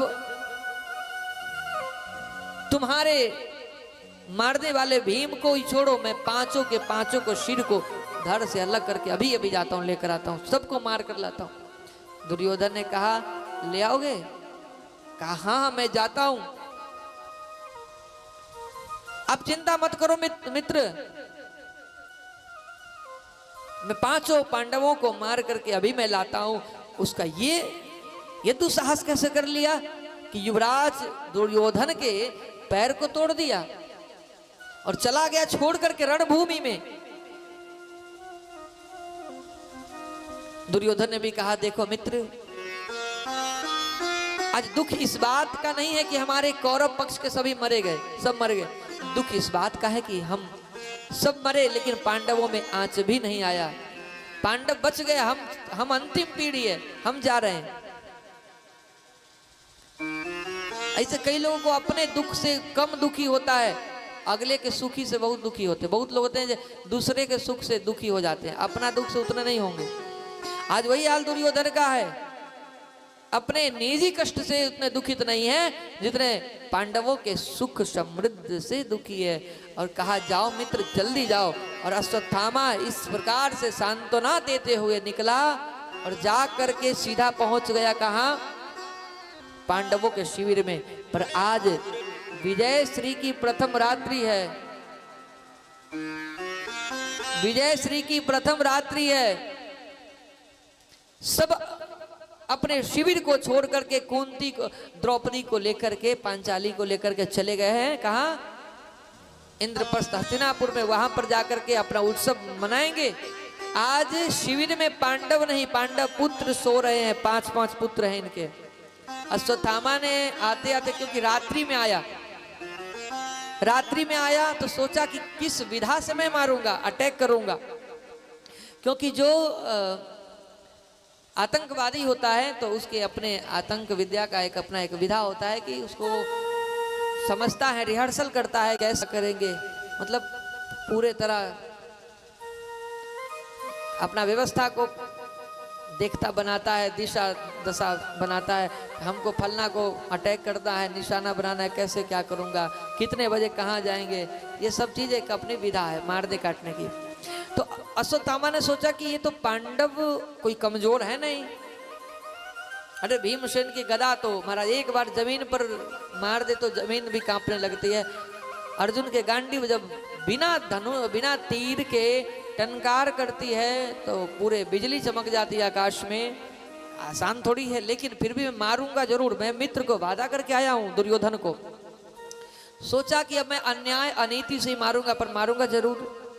तो इसने क्या किया, एक न्याय होता है काक उल्लू न्याय, कौवा और उल्लू का न्याय होता है। जैसे दिन में उल्लू को नहीं दिखता है और रात में कौवों को नहीं दिखता है, रात में उल्लू को दिखता है, दिन में कौवा को दिखता है और रात में उल्लू को दिखता है। तो एक विशाल पेड़ पर हजारों कौवे सो रहे थे रात में, एक अकेला उल्लू गया और सब पर विजय प्राप्त कर लिया। क्यों कर लिया? क्योंकि उसकी मजबूरी थी, रात्रि के निशा में नहीं देख पाते और ये तो देख पाता। तो आज इसने सोचा कि रात्रि में ही मैं मारूंगा जरूर, और चला गया शिविर में। और आज 5 बच्चों का निर्मम हत्या कर दिया। 5 बच्चों को मारा, सिर से धड़क अलग करके बोरे में कस करके घसीटता हुआ ले गया दुर्योधन के पास। दुर्योधन ने कहा, अरे मित्र ये कैसे हो सकता है, ये तो बिल्कुल मतलब माइंड ब्लोइंग, ऐसा हो कैसे हो सकता है। हमारे पूरे घर परिवार समाज राष्ट्र ने मिलकर के पांडवों का पीछा किया, आक्रमण किया। भीष्म पितामह जैसे महायोद्धा, कृपाचार्य, द्रोणाचार्य, हाँ कर्ण विकर्ण, ऐसे ऐसे महारथियों ने भी ना झुका सके। आखिर ये कैसे कर लिया ऐसा, थोड़ा परीक्षा हो जाए। तो कहा लाओ जरा मैं उस भीम के सिर को मैं अपने हाथ से कुचल दूंगा, देखूं, क्योंकि भीम ने ही दुर्योधन के जंघा को तोड़ा था। तो कहा लाओ मित्र भीम का सिर, मस्तक। तो भीम का मस्तक जब दिया तो वो तो बच्चा का था, वो दब गया, छोटा बच्चा का। अब तो दुर्योधन और क्रोधित हो गया कि अरे मूर्ख कहीं के, अरे बाल हत्यारा, तुमने तो हमारे वंश में ये अंतिम चिराग था, दीपक था, उसको तुमने बुझा दिया। अब तो मेरे पानी देने वाला भी कोई नहीं रह गया, ये अंतिम था। ये पांडव पुत्र नहीं है केवल, ये पूरे हम सभी वंश के, क्योंकि पांडव और कौरव का जो खानदान था एक ही था ना, पिताजी तो सब भाई थे। पांडु जो थे, धृतराष्ट्र जो थे, विदुर, तीनों भाई ही थे।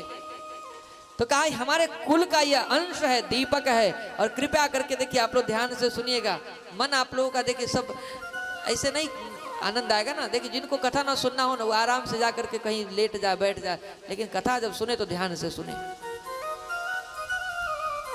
क्योंकि वक्ता जब बोलता है, कहता है, तो सुनने का एक अपेक्षाकृत होता है कि सुनने वाला सुने। भले ये नहीं कि 1000, 2000, 10,000 हो, 2 ही 4 हो, पर सुनने वाले हो।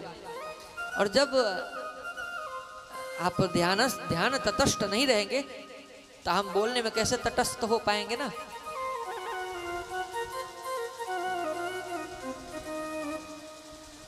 तो दुर्योधन इस कष्ट से तो दुखित था ही, आज और दुखित हो गया। क्यों? इसलिए क्योंकि हमारे कुल के अंतिम चिराग को बुझा दिया है। किसने? अश्वत्थामा ने। कहा अरे अश्वत्थामा तुम बाल हत्यारा है, हम तो समझे तुमने मेरा नमक खाया है कि नमक का ऋण तुम चुकाने आओगे, लेकिन तुमने तो और तुमने तो वंश को समाप्त ही कर दिया। अरे तू तो बड़ा दुष्ट है। जानते हो बंधुओं, इधर जैसे ही द्रौपदी पांचाली को इस खबर, इस घटना की खबर पता चली ना, इनका मन एकदम से टूट गया। लगा जैसे जमीन तले पांव खिसक गया हो। देखिए कई दुख होता है कई प्रकार का। एक दुख में इंसान रोता है, चिल्लाता है, करुण क्रंदन करता है, विलाप करता है, रुदन करता है। लेकिन एक दुख होता है जिसमें न इंसान बोल पाता है, न सुन पाता है, न कह पाता है, न चल पाता है, न हिल डुल पाता है। वह कुछ भी नहीं कर पाता है। वो बहुत बड़ा आघात लगता है, तब ऐसा होता है। और बहुत बड़ा आघात पहुंचा है, और इतना बड़ा आघात है कि द्रौपदी अपने आप को न रोक सकी, दौड़ती है वहीं से चिल्लाते हुए। इतने तेज से चिल्लाई, माता शिशूनाम निधनाम सुतानाम निशम्य घोरम परितप्यमाना तदा रुदत्वास्पकुलाक्षितां शान्तयन्नाह किरीटमाली। द्रौपदी की इस व्यथा को सुनकर के छाती पीटकर चित्कार करने लगी। और द्रौपदी की इस व्यथा को, इस निर्मम हत्यारा, किसने मारा, कब मारा, कौन मारा, इसका जांच पड़ताल होनी चाहिए।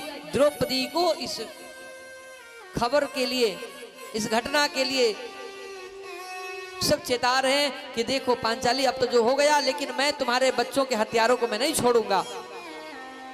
अर्जुन ने गांडीव उठा लिया, इधर भीमसेन ने अपनी गदा को उठाया, प्रतिज्ञा कर लिया कि मैं तो छोड़ने वाला नहीं हूं। हमारे 5 पुत्रों को मारा है।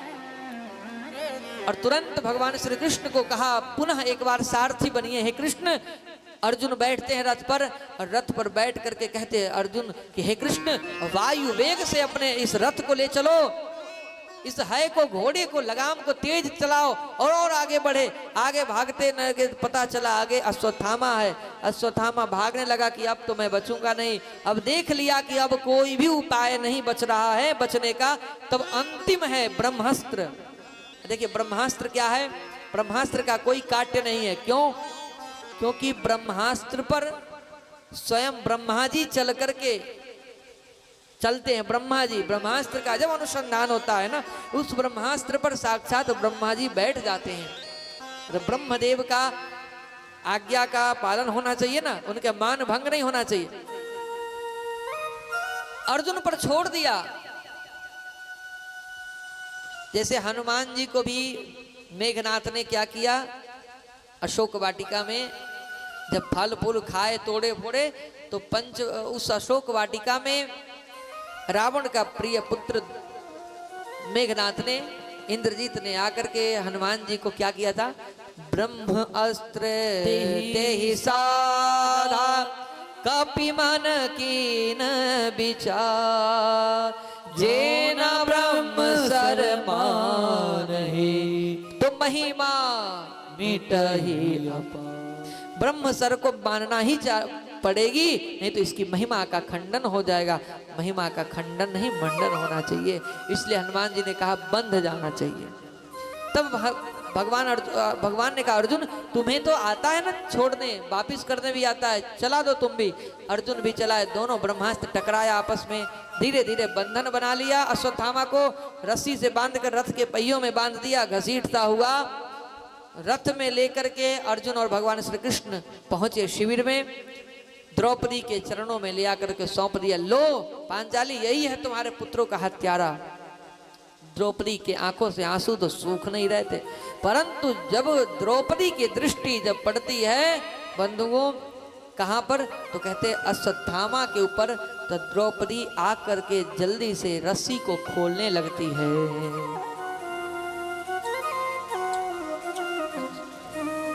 कि मुच्यता मुच्यता में सा ब्राह्मणो नितराम गुरु। खोलने लगती है रस्सी को। युधिष्ठिर, अर्जुन, नकुल, सहदेव, है ना, सब देख करके हतप्रभ है कि अरे ये हो क्या रहा है। 1 2 3 नहीं, 5 बच्चों को और सोते हुए बच्चों को मारा है। अर्जुन कह रहे द्रौपदी तुम ये क्या कर रही हो? तुम्हें तो तुरंत इसको प्राण दंड देना चाहिए, क्योंकि बाल हत्यारा है ये। और शास्त्रों में कहा गया है कुछ अपराधियों को छोड़ना नहीं चाहिए। कौन? तो मत्तम प्रमत्तम उन्मत्तम सुप्तम बालम स्त्रियम जड़म प्रपन्नम विरतम भीतम न रिपुम हंतिम धर्म भीत। धर्मवेत्ता पुरुष स्त्री को, बालक को, मतवाले को, सोते हुए शत्रु को और महात्मा साधु संत ब्राह्मण को, इनको नहीं मारता है, नहीं मारना चाहिए। लेकिन इसने क्या किया? मूर्ख ने, इस बाल घातक ने हमारे 5 पुत्रों को मार दिया सोते समय। अरे लड़ना था तो हमसे लड़ता आकर के, हम में से कोई एक शीश कटा देते हैं, 5 पुत्र हमारे बच जाते। लेकिन तुमने तो बड़ा अनिष्ट कर दिया रे मूर्ख। बहुत तरह से डांटा फटकारा। कहा ऐसे को नहीं, जो नहीं दंड करऊं खल तोरा, हो ही नष्ट श्रुति मार्ग मोरा। ऐसे अपराधियों को अपराध का दंड मिलना चाहिए। नहीं मिलने से धर्म नीति शास्त्र का जो एक सम्मत नियम है उसमें पालन न हो पाती है, उसका खंडन हो जाता है। बोलो राधे राधे राधे। द्रौपदी खोलने लगती है। तब क्या कहते हैं द्रौपदी अर्जुन से? सुनो आप, मैं इसलिए खोल रही हूं, इन पर कोई अत्याचार मत करो, कोई मारो पीटो नहीं, कोई हत्या नहीं करेगा इनका, अश्वत्थामा का। युधिष्ठिर ने कहा क्यों? कहा इसलिए क्योंकि माम रोदिदस्य जननीम गौतमी पति देवता यथा हम मृत भक्षार तारोदिम्यश्रु मुखी महू। कहा हे अर्जुन, इनकी मां कृपि द्रोणाचार्य की पत्नी तो केवल अपने पुत्र के ही अवलंबन को लेकर के बैठी है। अश्वत्थामा के पिता तो युद्ध में मारे जा चुके हैं, वो पति को खो चुकी है इसकी मां। और अगर आज इसे भी मार दोगे तो इनके मां के ऊपर क्या बीतेगी? क्योंकि मैं एक स्त्री हूं, नारी हूं, मां हूं, मैं समझ सकती हूं कि दूसरे के मां के ऊपर क्या बीत सकता है। मैं अपने कष्ट के अनुसार मैं समझ सकती हूं। इसलिए बच्चे 1 हो या 5 बच्चे तो बच्चे होते हैं, दुख तो उतना ही होता है। अर्जुन ने कहा ये कैसे? कहा अरे भूलिए मत, आपके गुरुजी ने आपको तो वो विद्या बनाया, श्रेष्ठ धनुर्धर बनाने के लिए एकलव्य से अंगूठा भी ले लिया। अपना स्वयं का पुत्र अश्वत्थामा को भी अर्जुन आपसे आगे नहीं बढ़ने दिए। आपके गुरु का संकल्प था द्रोणाचार्य का कि मेरा अर्जुन ही श्रेष्ठ महान धनुर्धर बनेगा, और आप लोगों ने अपने गुरु का वध तो कर दिया। ठीक है, अन्याय के खिलाफ, अन्याय के साथ थे, लेकिन आज उनके पुत्र को मार करके गुरु को और ऋणी मत बनो, गुरु के ऋण से मुक्त नहीं हो पाओगे। गुरु पुत्र मतलब गुरु समान ही होता है, इसलिए इस गुरु पुत्र को आप मत मारो। युधिष्ठिर जी ने पूछा कि इस अवस्था में शास्त्र क्या कह रहा है। युधिष्ठिर जी ने जाकर के देखा कि भगवान कृष्ण एक कोने में खड़े हैं। अब भगवान भी सोच रहे हमसे कोई राय विचार मांग ही नहीं रहा है, तो हम क्यों जाऊं देने। अब कोई आए मांगने राय विचार तो दूं। तो कहते हैं भगवान सीधा कि ब्रह्म बंधुर न हंतव्य आतताई बधारण मये वो भयमात्मानं परिपायनुशासनम। शास्त्रों ने अस्पष्ट कहा है कि ब्राह्मण कितना भी अपराधी हो पर उसका दैहिक वध नहीं किया जाता है। वध करने से ब्रह्म हत्या का पाप जो कि विनाशकारी होता है, इसलिए ब्राह्मण को मारना नहीं चाहिए और आतताई को, आतंकवादी को छोड़ना नहीं चाहिए। और ये दोनों ही है, भगवान तो दो तरफा बात कर दिए। युधिष्ठिर जी ने कहा टेढ़ा टांग वाला हमेशा टेढ़ा ही बात करता है, अरे सीधा कुछ कह देते। अब ये ब्राह्मण है, मारना नहीं चाहिए, ब्राह्मण है, और आतंकवादी को छोड़ना नहीं चाहिए, तो फिर छोड़ू कैसे ब्राह्मण जो है। तो इस स्थिति में क्या करना चाहिए? तो कहते हैं इसका अपमान कर दो। ब्राह्मण का सबसे बड़ा मृत्यु उसका अपमान होता है। कालिख पोत दो उसके ऊपर, है ना, बाल वाल उसका हटा करके गधे पर बैठा उठा करके, इसके बीच में एक मणि है दैदीप्यमान, उस मणि को खींच करके शिविर से मार, मतलब धक्का दे करके बाहर कर दो। और वो ब्राह्मण पुत्र जब जब इस घटना को याद करेगा तब तब उतने ही मौत मरेगा वो। और सही मायने में सम्मानित व्यक्ति को अगर सम्मानितों के बीच में उसका भयंकर अपमान कर दीजिए, तो जब जब उस अपमान का याद करेगा, स्मरण करेगा अपने अपमान को, तब तब वह उतने उतने मौत मरता है वो। इसलिए कहा गया है कि जीवन, ये जीवन शरीर नहीं, प्रतिष्ठा होता है, सम्मान होता है। सम्मान के लिए कोई कहीं जाता है, किसी के यहाँ जाता है, कहीं कुछ खाता है, पीता है, रहता है, बाकी और कोई पेट भरने के लिए कोई कहीं नहीं जाता है। तो आत्मसम्मान से बढ़कर के दुनिया में कोई भी चीज नहीं है बंधुओं। उसके बाद सबने धक्का दे करके बाहर निकाल दिया। अब तो इसने कहा अब मैं इसके कुल में, इसके वंश में किसी को रहने नहीं दूंगा। अंत में देखा कि अब एक और अबला है। कौन है? तो कहते हैं कि इधर सूत जी की देखो, इसी प्रकार भगवान जाने लगे।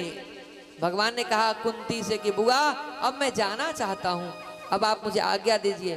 भगवान से सबने कहा कि ठीक है प्रभु, आप जाना चाहते हो जाओ। भगवान एक रथ पर बैठे द्वारिका जाने के लिए, हाथ में ध्वजा लिए, अंकुश पास शंख बना हुआ। भगवान का एक चरण जो है धरती पर है, एक चरण रथ पर है। भगवान सुंदर दर्शन दे रहे हैं।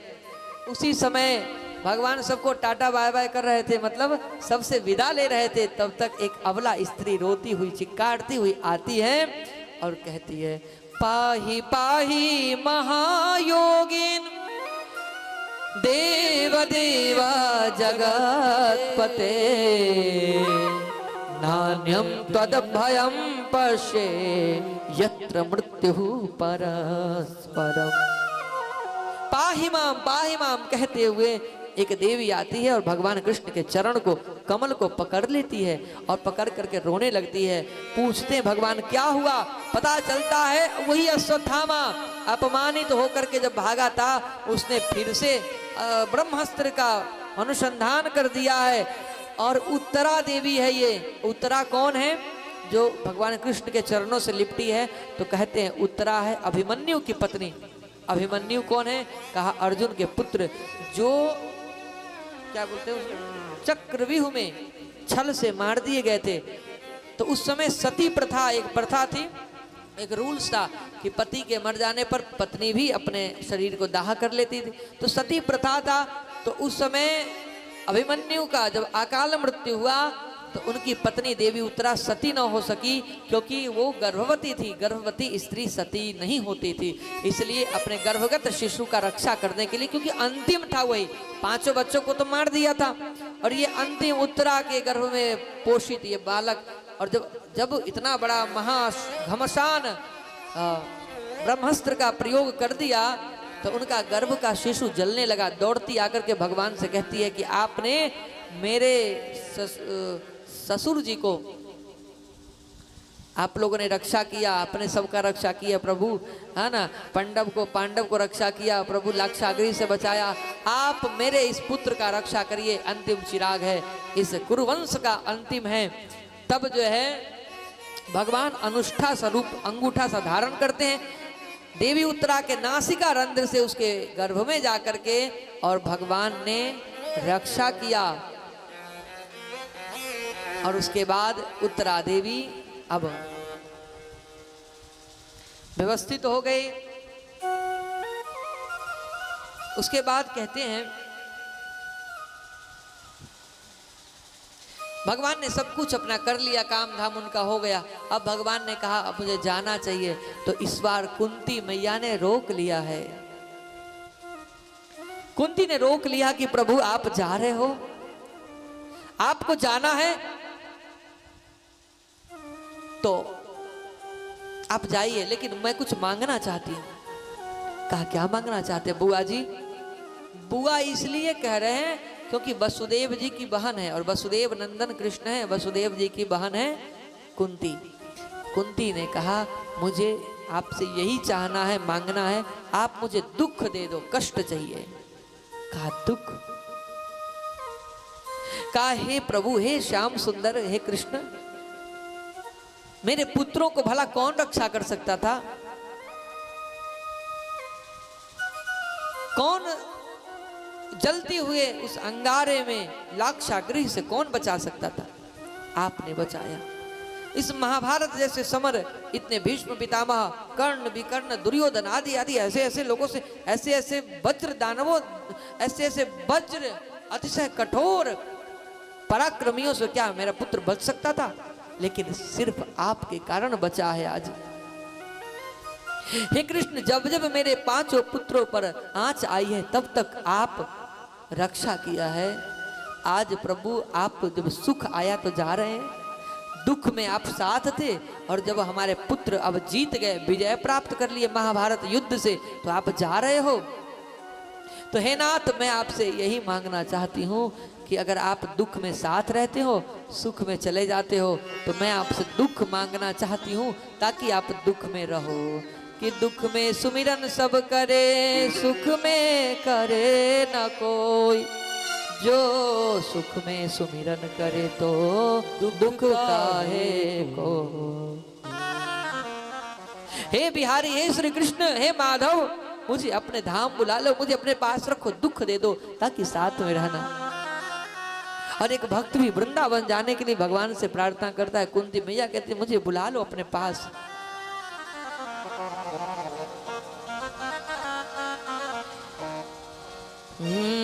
बिहारी जी मुझे वृंदावन बुला क्यों नहीं लेते?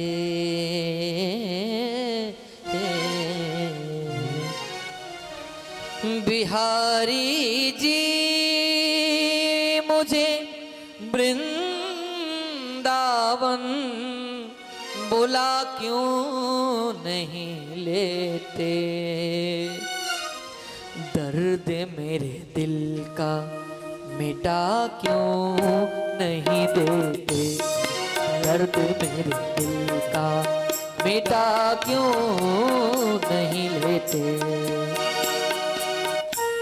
बिहारी जी मुझे वृंदावन, बिहारी जी मुझे वृंदावन बुला क्यों नहीं लेते? दर्द मेरे दिल का मिटा क्यों नहीं लेते? दर्द मेरे दिल का मिटा क्यों नहीं देते?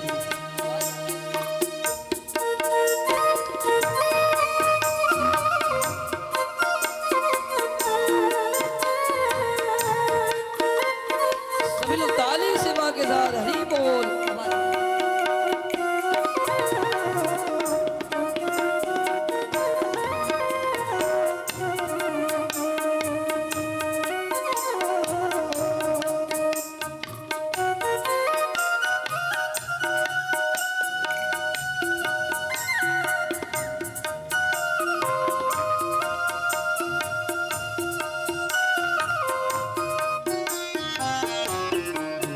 मेरे दिल का मिटा क्यों नहीं देती?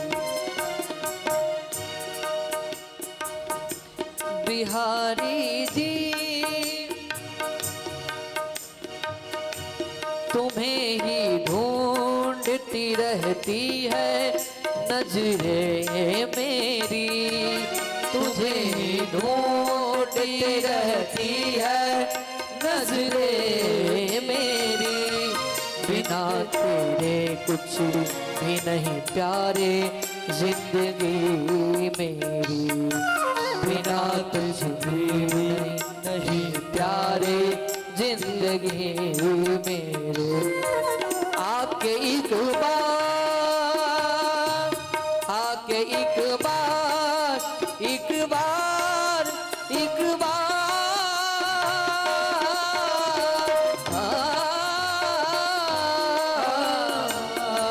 आके एक बार ही सीने से लगा क्यों नहीं लेते, आके एक बार मुझे सीने लगा क्यों नहीं लेते। दर्द मेरे दिल का मिटा क्यों नहीं लेते, दर्द मेरे दिल का मिटा क्यों नहीं देते, दर्द मेरे दिल का मिटा क्यों नहीं देते। ओ,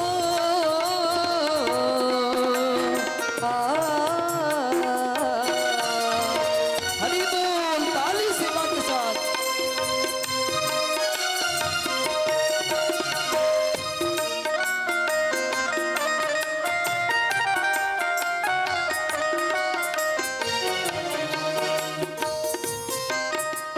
और कहते हैं सुना है पापी भीतर जाते हैं तेरे दर आके, सुना है पापी भीतर जाते हैं तेरे दर आके, सुना है पापी भीतर जाते हैं तेरे दर आके, सुना है पापी भीतर जाते हैं तेरे दर आके।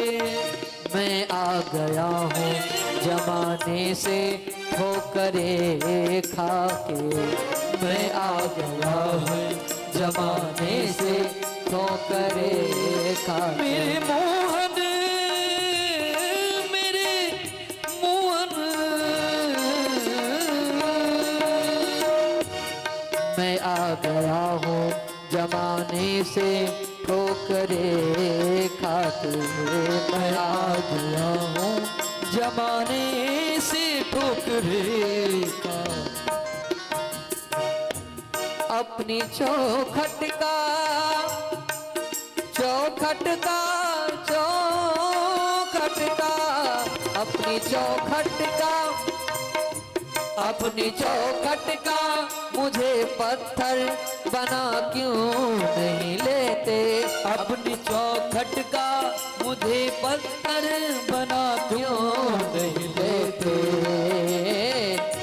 दर्द मेरे दिल का मिटा क्यों नहीं देते, दर्द मेरे दिल का मिटा क्यों नहीं देते, दर्द मेरे दिल का मिटा क्यों नहीं देते।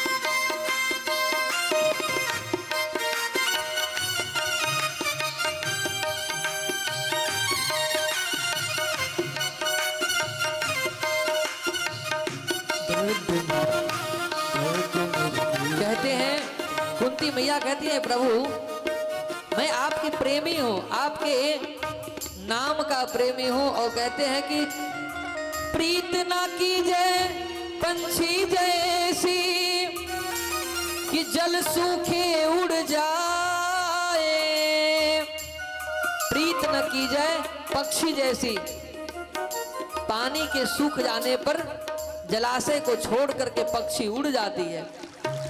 तो प्रीत ना की जाए पंछी जैसी जल सूखे उड़ जाए, तो प्रीत तो की जाए मछली जैसी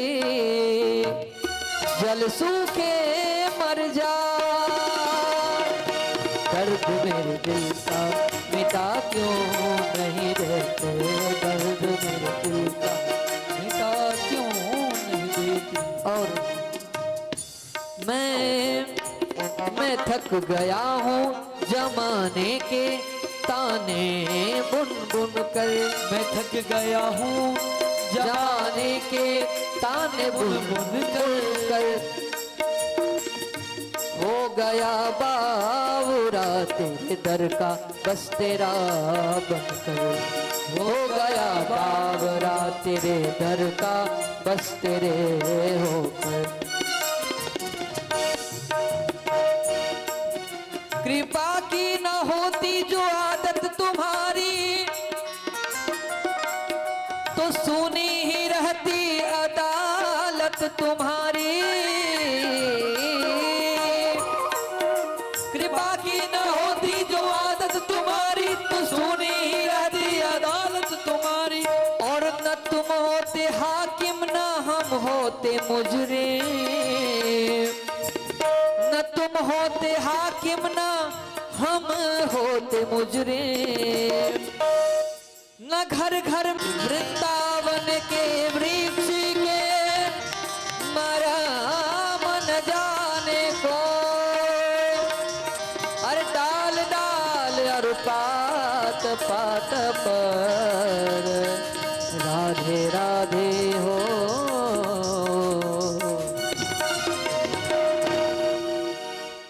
तो दर्द मेरे दिल का मिटा क्यों नहीं देती। कुंती मैया ने कहा कि आप मुझे अपने साथ लेते चलो, ये दुख दे दो। कुंती मैया को दुख कैसे देते, भगवान के पास दुख है ही कहाँ। सुखाय कर्माणि, भगवान तो सुख के रूप है, आनंद के दाता है प्रभु, वो दुख कैसे दे सकते थे। अब सोचिए ना, लाइब्रेरी में जाकर के समोसा मांगेंगे तो मिलेगा क्या? वहां तो पुस्तकालय है, पुस्तक मिलेगा पढ़ने की चीजें। तो कहा, हे कुंती बुआ, आप मुझसे दुख मांग रही हो और मैं हूँ सुख राशि, मैं तो सदा सुख में रहने वाला, इसलिए दुख नहीं है। दुख नहीं था सो नहीं देती। अब सोचा कि मैं समझाऊंगा मैया को, अब बुआ को क्या समझाऊं।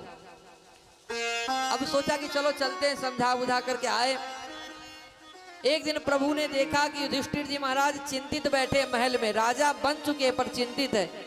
भगवान द्वारिकाधीश भगवान कृष्ण पहुंच करके पूछते हैं कि बड़े भैया क्या हुआ, क्यों चिंतित है? अब तो आप जीत गए ना महाभारत, तो फिर आप दुखित क्यों है, क्या हुआ आपको? तो कहता है युधिष्ठिर जी, अरे कन्हैया, आज जिस पद पर मैं बैठा हूं, अपनों को मार करके बैठा हूं।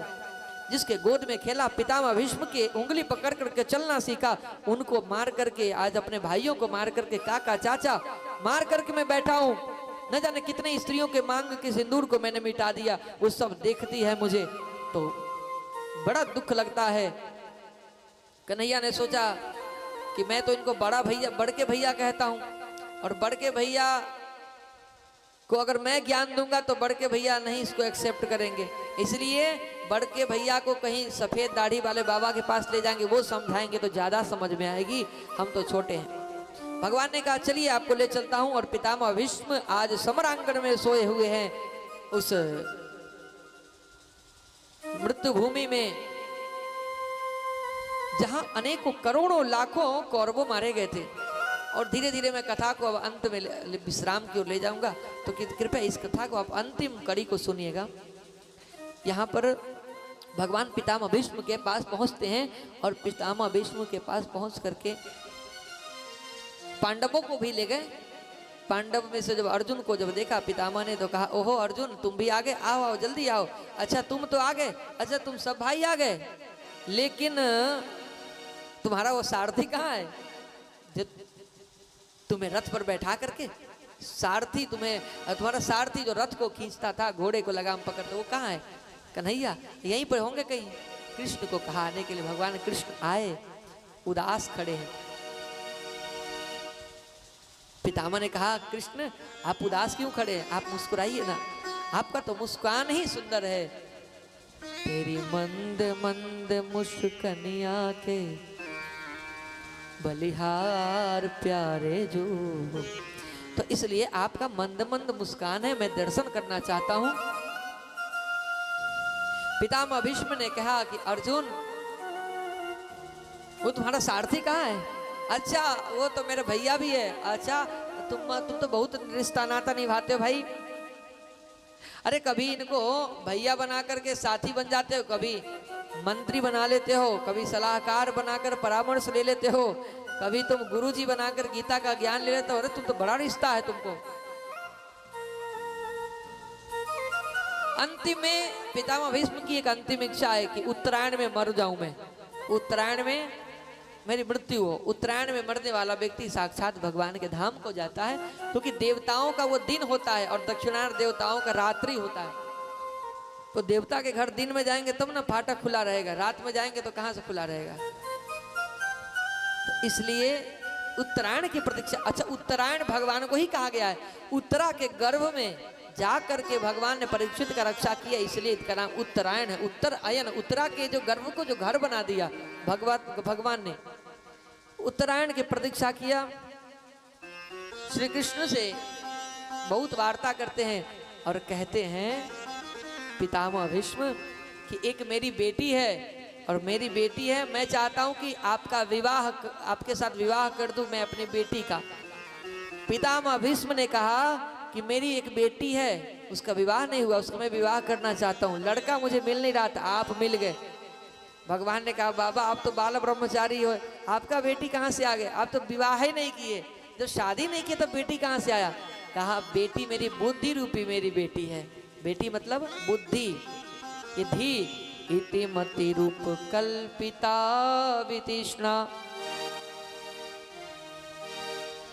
इति मति रूप कल्पिता वितृष्णा, भगवती सतत पुंगवे विभोम्ने, ससुखम पगते क्वचित् हरतिम प्रकृतिमुपेयुषि यद्भप्रवाह।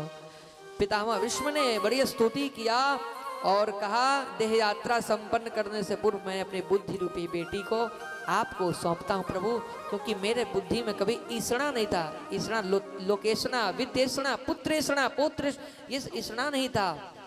और सुत वित्त लोक ईषणा तीन्ही के ही के मति ने कृतन मलिनी, किसका मति है जो मलिन न हुआ। पुत्रेषणा, वित्तेषणा इत्यादि। पुत्रेषणा कहते हैं बेटा प्राप्त करने की बड़ी एक इच्छा हो जाए, बेटा चाहिए चाहिए, है ना, पैसा चाहिए तो चाहिए, ये सब एक जिद्द है। ईषणा घेर लगती है ना तो बहुत कष्ट होता है। भगवान ने उनकी बुद्धि को अपने चरण कमल में प्राप्त किया और आज कह रहे हैं पितामह भीष्म की मुझे याद है, दोनों सेनाओं के बीच मेरे रथ को ले चलो, ले चलो, ले चलो कृष्ण, ऐसा अर्जुन कह करके आपको पुकारते थे प्रभु, और आप मुस्कुराते हुए कभी कभी गंभीर रूप से आप भागते थे। प्रभु आपको याद है ना, एक बार आपने प्रतिज्ञा तोड़ दी, आपने प्रतिज्ञा किया था ना, आपने प्रतिज्ञा किया था कि मैं महाभारत के युद्ध में शस्त्र नहीं उठाऊंगा, लेकिन आपने अपने प्रतिज्ञा को तोड़ दिया।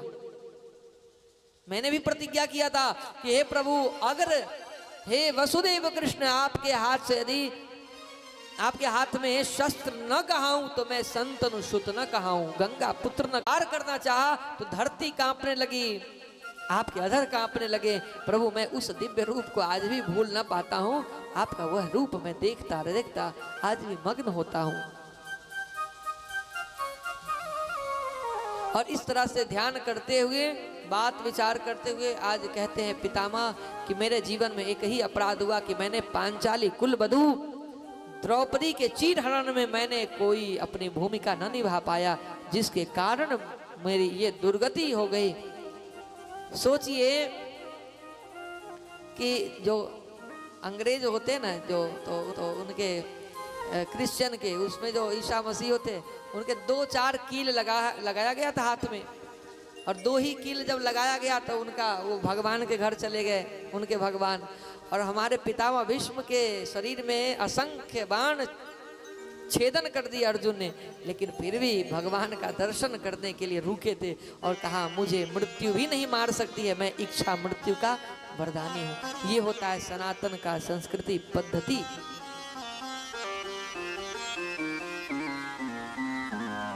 तो आज अब कृष्ण भगवान जाने लगे तो अब बहुत रोका भी नहीं, भगवान को अर्जुन लेकर के चले गए। इधर कुंती मैया को जैसे ही भगवान के प्रस्थान जाने, भगवान द्वारिका चले गए, घूमते घूमते बहुत देश काल भ्रमण किया, द्वारिका चले गए। कृपया ध्यान दीजिएगा, अंतिम घड़ी में हम सुन रहे हैं आप लोग। वे भगवान द्वारिका चले गए और इस बात की जब खबर चलती है कुंती मैया के पास, तो कुंती मैया अपने आप को न रोक सकी, योगाग्नि में अपने शरीर को भस्मीभूत कर लेती है। देखो बंधुओं माताओं, रामावतार में एक दशरथ जी और कृष्णावतार में एक कुंती, जिन्होंने भगवान के जाने पर अपने आप को रोक न सके, अपने आप के प्राण को ही समाप्त कर दिए। दशरथ जी राम जी के वियोग में शरीर को अंत कर दिया और इधर कुंती मैया ने भगवान के जाने पर अपने शरीर का अंत कर दी, जला करके भगवान धाम को चले गए। आप सभी जानते हैं महाराज मनु के 5 संतानें हुई, 3 बेटी आकुति, प्रसूति, देवहूति, 2 संतान प्रियवत और उत्तानपाद। उत्तानपाद ने 2 शादियां की,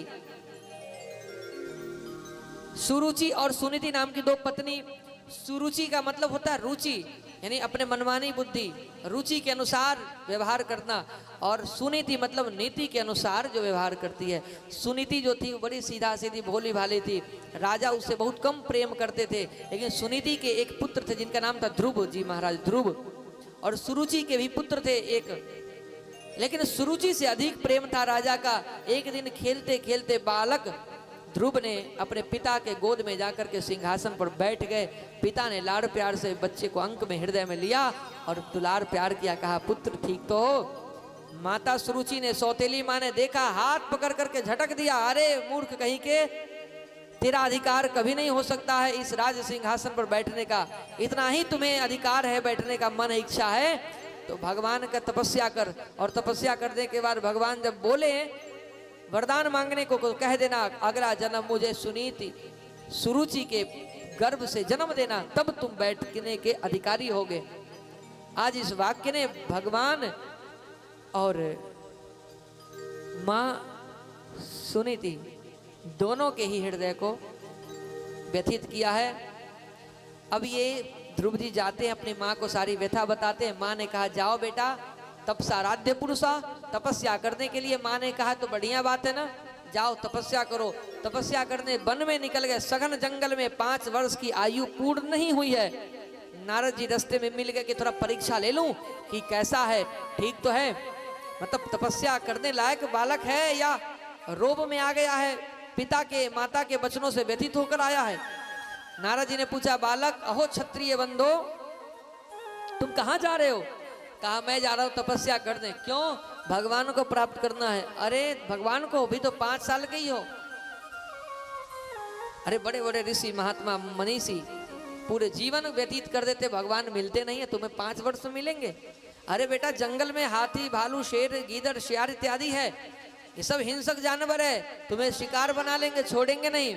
इसलिए तू एक काम कर, चले जा बाहर, घर चले जा, घर वापिस हो जा, मुड़ जा पीछे।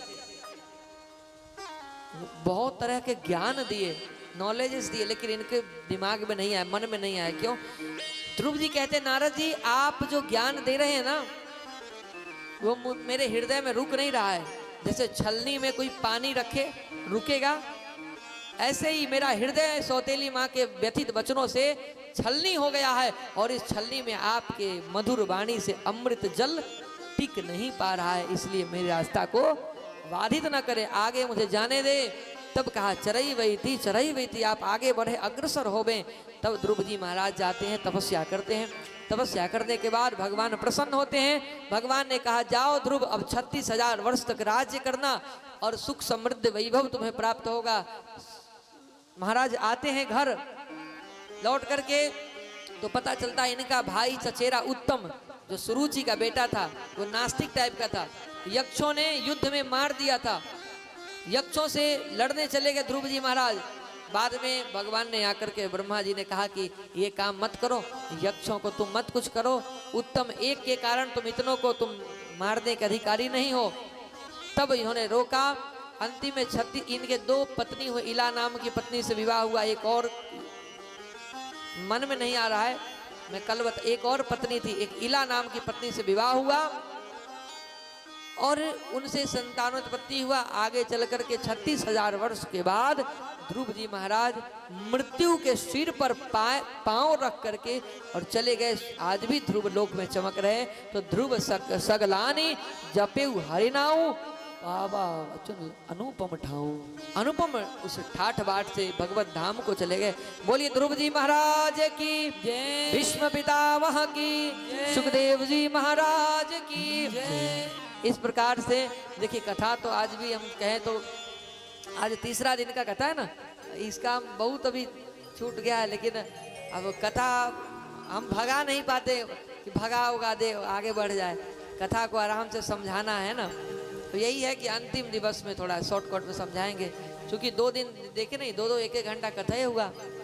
तो कथा जब रोज 3-3.5 घंटा होगी ना तब, तो कल जो है हम लोग कथा सुनेंगे भगवान के जन्म का। आज की कथा को मैं वही विश्राम देता हूँ। और कल जो है भगवान का जन्म होगा और जन्मे हैं कृष्ण कन्हाई गोकुल में बाजे बधाई। कल बधैया होगा ना, आप सभी खूब बढ़िया है ना चटक मटक कपड़ा उपड़ा पहन करके वैसे पहन करके आइए भगवान का जन्मोत्सव में आनंद आगाज लीजिए। टॉफी चॉकलेट लुटाइए, है ना, धन रुपया जो भी मन है लुटाइए। कल भगवान साक्षात श्री कृष्ण ही आपके घर में अवतार लेंगे। और जहाँ अवतार लेते हैं भगवान, वहां पर कभी भी किसी भी चीज की कमी नहीं होती है। भगवान कृपा से सब कुछ पूर्ति हो जाता है। क्योंकि मूर्तिमान भगवान सत्य नारायण स्वरूप श्री कृष्ण द्वारिकानाथ यशोदा के नंदन देव की पुत्र बनकर के कल आएंगे। और उनकी लीला बड़ी माधुर्य है। जब लेंगे जन्म उसके बाद चारों दिशाएं अनुकूल हो जाती है। मध्य रात्रि में जन्म होता है। हम लोग मध्य रात्रि तक इंतजार तो नहीं कर सकते 12 बजे रात तक, क्योंकि 12 बजे रात का इंतजार करने का मतलब फिर अष्टमी तिथि और भादो महीना लाना ये संभव नहीं है। इसलिए जो है भगवान का हम सभी कल जो है खूब प्रेम से खूब भाव से जो है जन्मोत्सव मनाएंगे। उससे पूर्व हम सभी एक सुंदर भजन के साथ आइए कथा को यहीं विश्राम करते आरती की ओर चलेंगे।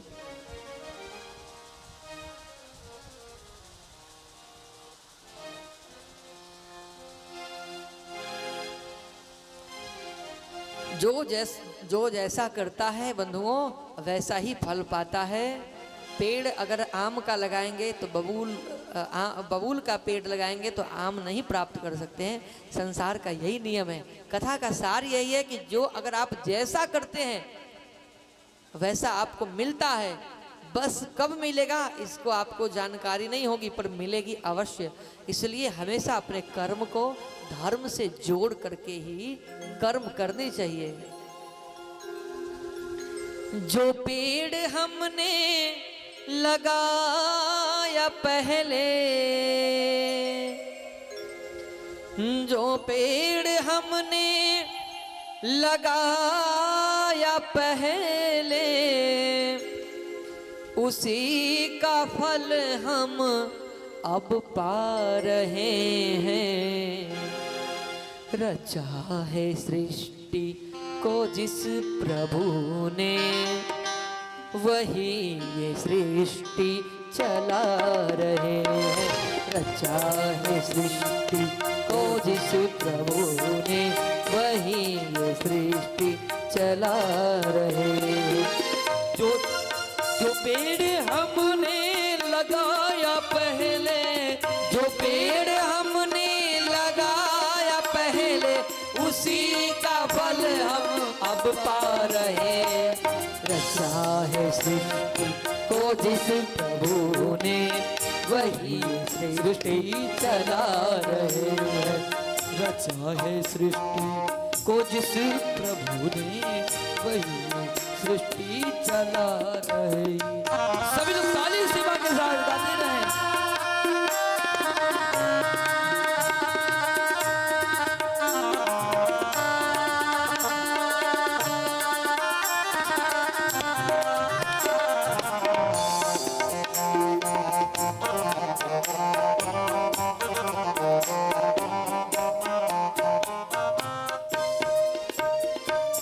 इसी धरा से शरीर पाए, धरा से शरीर पाए, इसी धरा से शरीर पाए, इसी धरा पे शरीर पाए, इसी धरा में फिर सब समाए, इसी धरा पे फिर सब समाए, इसी धरा से शरीर पाए, इसी धरा में फिर सब समाए। है सत्य नियम इसी धरा का, है सत्य नियम इसी धरा का, है सत्य नियम इसी धरा का, है सत्य नियम इसी धरा का।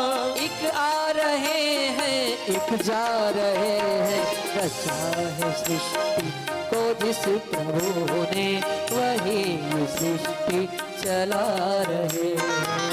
रचा है सृष्टि को जिस प्रभु ने, वही सृष्टि चला रहे। हरि बोल।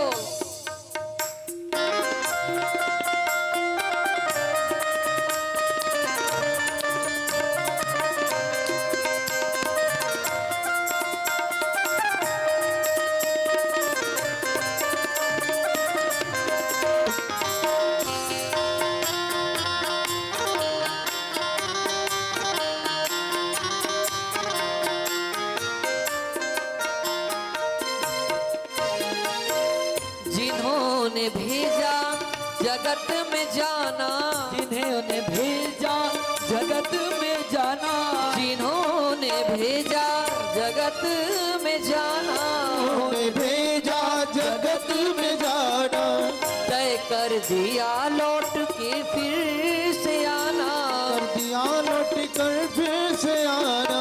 जिन्होंने भेजा जगत में जाना, उन्होंने भेजा जगत में जाना, तय कर दिया लौट के फिर से आना, तय कर दिया लौट कर फिर से आना।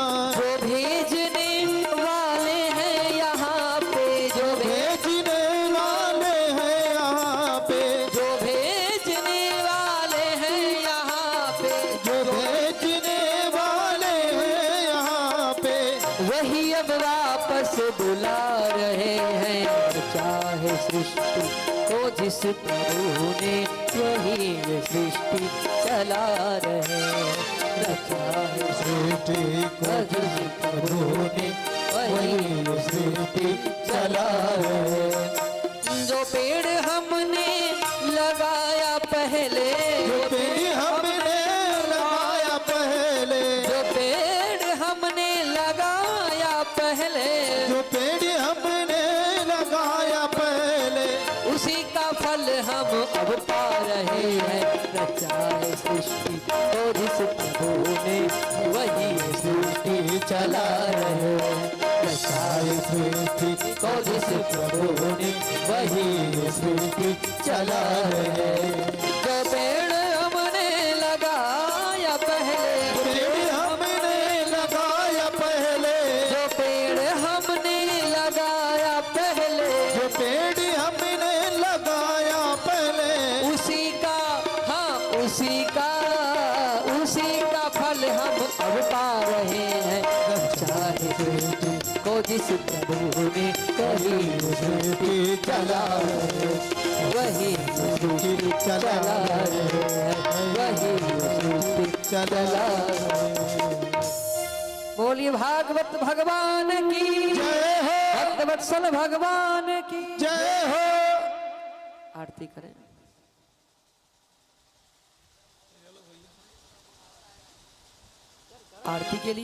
आरती के लिए यजमान महोदय से आग्रह आए, आप सब लोग अपने स्थान पे खड़े हो जाएंगे।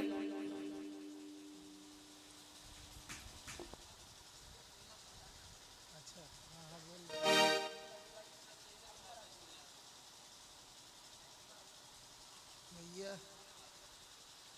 9:30 बजाए थे।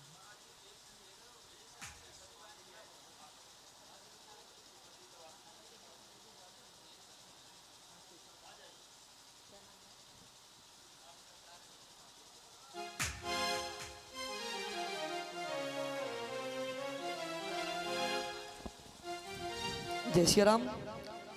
श्रीधर पांडे जी सिद्धार्थनगर से आए हैं। अपने मुख्यमंत्री जी के द्वारा भी कईयों बार सम्मानित हो चुके हैं। आपने महाराज जी का आशीर्वाद लिए। आपसे आग्रह, महाराज जी के द्वारा सम्मान प्राप्त कर अपने जीवन के लिए धन्य महसूस करें, कृतार्थ ज्ञापित करें। पांडे जी।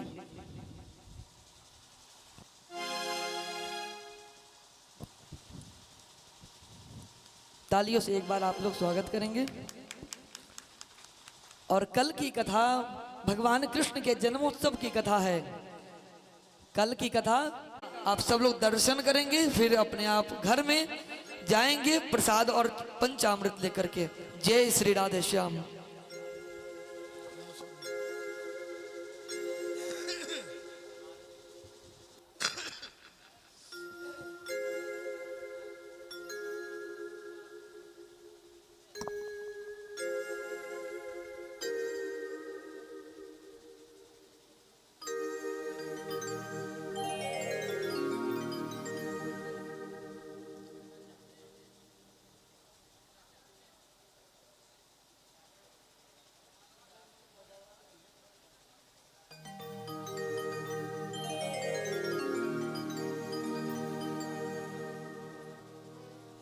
वो आरती से आप सब लोग करेंगे बारी बारी से, कैमरा से थोड़ा साइड होके, ताकि आप सबका कैमरा में भी आते रहेंगे।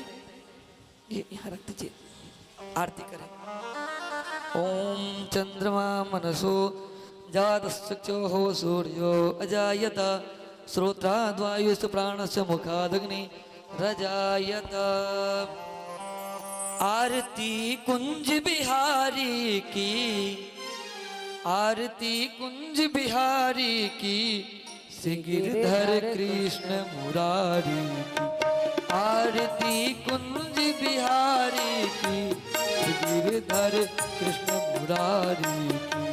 आरती कुंज बिहारी की, श्री गिरधर मुरारी की। गले में बैजंती माला, माला गले में बैजंती माला, माला बजावे मुरली मधुर बाला, बाला बजावे मुरली मधुर बाला, बाला श्रवण में कुंडल झलकाला, काला श्रवण में कुंडल झलकाला, काला नंद के नंद, नंद के नंदन नंदला, नंद लाला नंद के आनंद नंद लाला, लाला गगन सम अंग कांति काली, काली गगन सब अंग कांति काली, काली राधिका चमक रही आली, आली राधिका चमक रही आली, आली लतन में ठाड़े वन माली, माली लतन में ठाड़ वन माली, माली भ्रमर सी अलग कस्तूरी तिलक, चंद्र सी झलक ललित छवि श्यामा प्यारी की, गिरधर कृष्ण मुरारी की। आरती कुंज बिहारी की, गिरधर कृष्ण मुरारी की।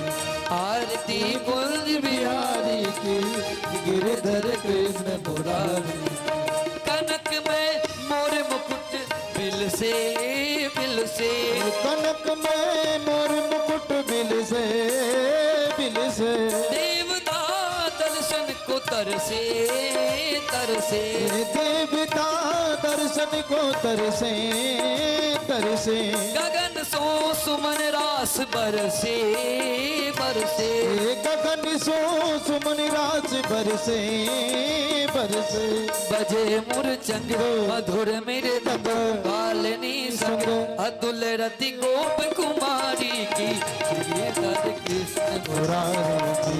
श्री कुंज बिहारी की, श्री गिरधर कृष्ण मुरारी की। आरती कुंज बिहारी की, गिरधर कृष्ण मुरारी। जहाँ ते प्रगट भई गंगा, गंगा जाते प्रगट भई गंगा गंगा सकल मन हारिण श्री गंगा गंगा सकल हारण श्री गंगा गंगा स्मरण ते होत मोह भंगा भंगा चरण ते हो मोह भंगा भंगा बसी शिव शीश जटा के बीच हरे अग की चरण सब श्री बनवारी की गिरधर कृष्ण मुरारी की आरती कुंज बिहारी की गिरधर कृष्ण मुरारी की आरती कुंज बिहारी की गिरधर कृष्ण मुरारी चमकते उज्जवल तट रेणु रेणु ओ चमकती उज्जल तट रेणु रेणु बज रही वृंदावन वेणु वेणु बज रही वृंदावन वेणु वेणु चहु दिश गोपी ग्वाल धेनु धेनु हो चहो तिस गोपी ग्वाल धेनु धेनु हसत मृदु मंद चांदनी सुध कटत भव भद ढेर सुन दीन दुखारी की गिरधर कृष्ण मुरारी आरती कुंज बिहारी की गिरधर कृष्ण मुरारी आरती कुंज बिहारी की गिरधर कृष्ण मुरारी कर्पूर गौरम करुणावतारम संसार सारम भजगंधहारम सदा वसंतम हृदयारविंदे भवं भवानी सहितं नमामि त्वमेव माता च पिता त्वमेव त्वमेव बन्धु च सखा त्वमेव वेदा द्रविडं त्वमेव सर्वं मम देव हरे राम राम राम हरे हरे कृष्ण कृष्ण कृष्ण हरे हरे हरे राम राम राम हरे कृष्ण कृष्ण हरे हरे हरे राम राम राम राम कृष्ण कृष्ण कृष्ण मेरे कृष्ण मेरे प्यारे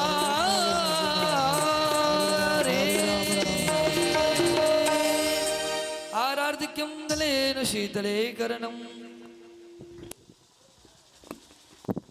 बोलिए भागवत भगवान की जय। श्री कृष्ण कन्हैया लाल की जय। श्री हनुमान जी महाराज की जय। श्री कुलदेवी कुलदेवता की जय। वृंदावन बाके बिहारी लाल की जय। अयोध्या धाम की जय। धर्म की जय हो, अधर्म का नाश हो, प्राणियों में सद्भावना हो, विश्व का कल्याण हो, गौ माता की सेवा हो, भारत माता की जय हो। नमः पार्वती।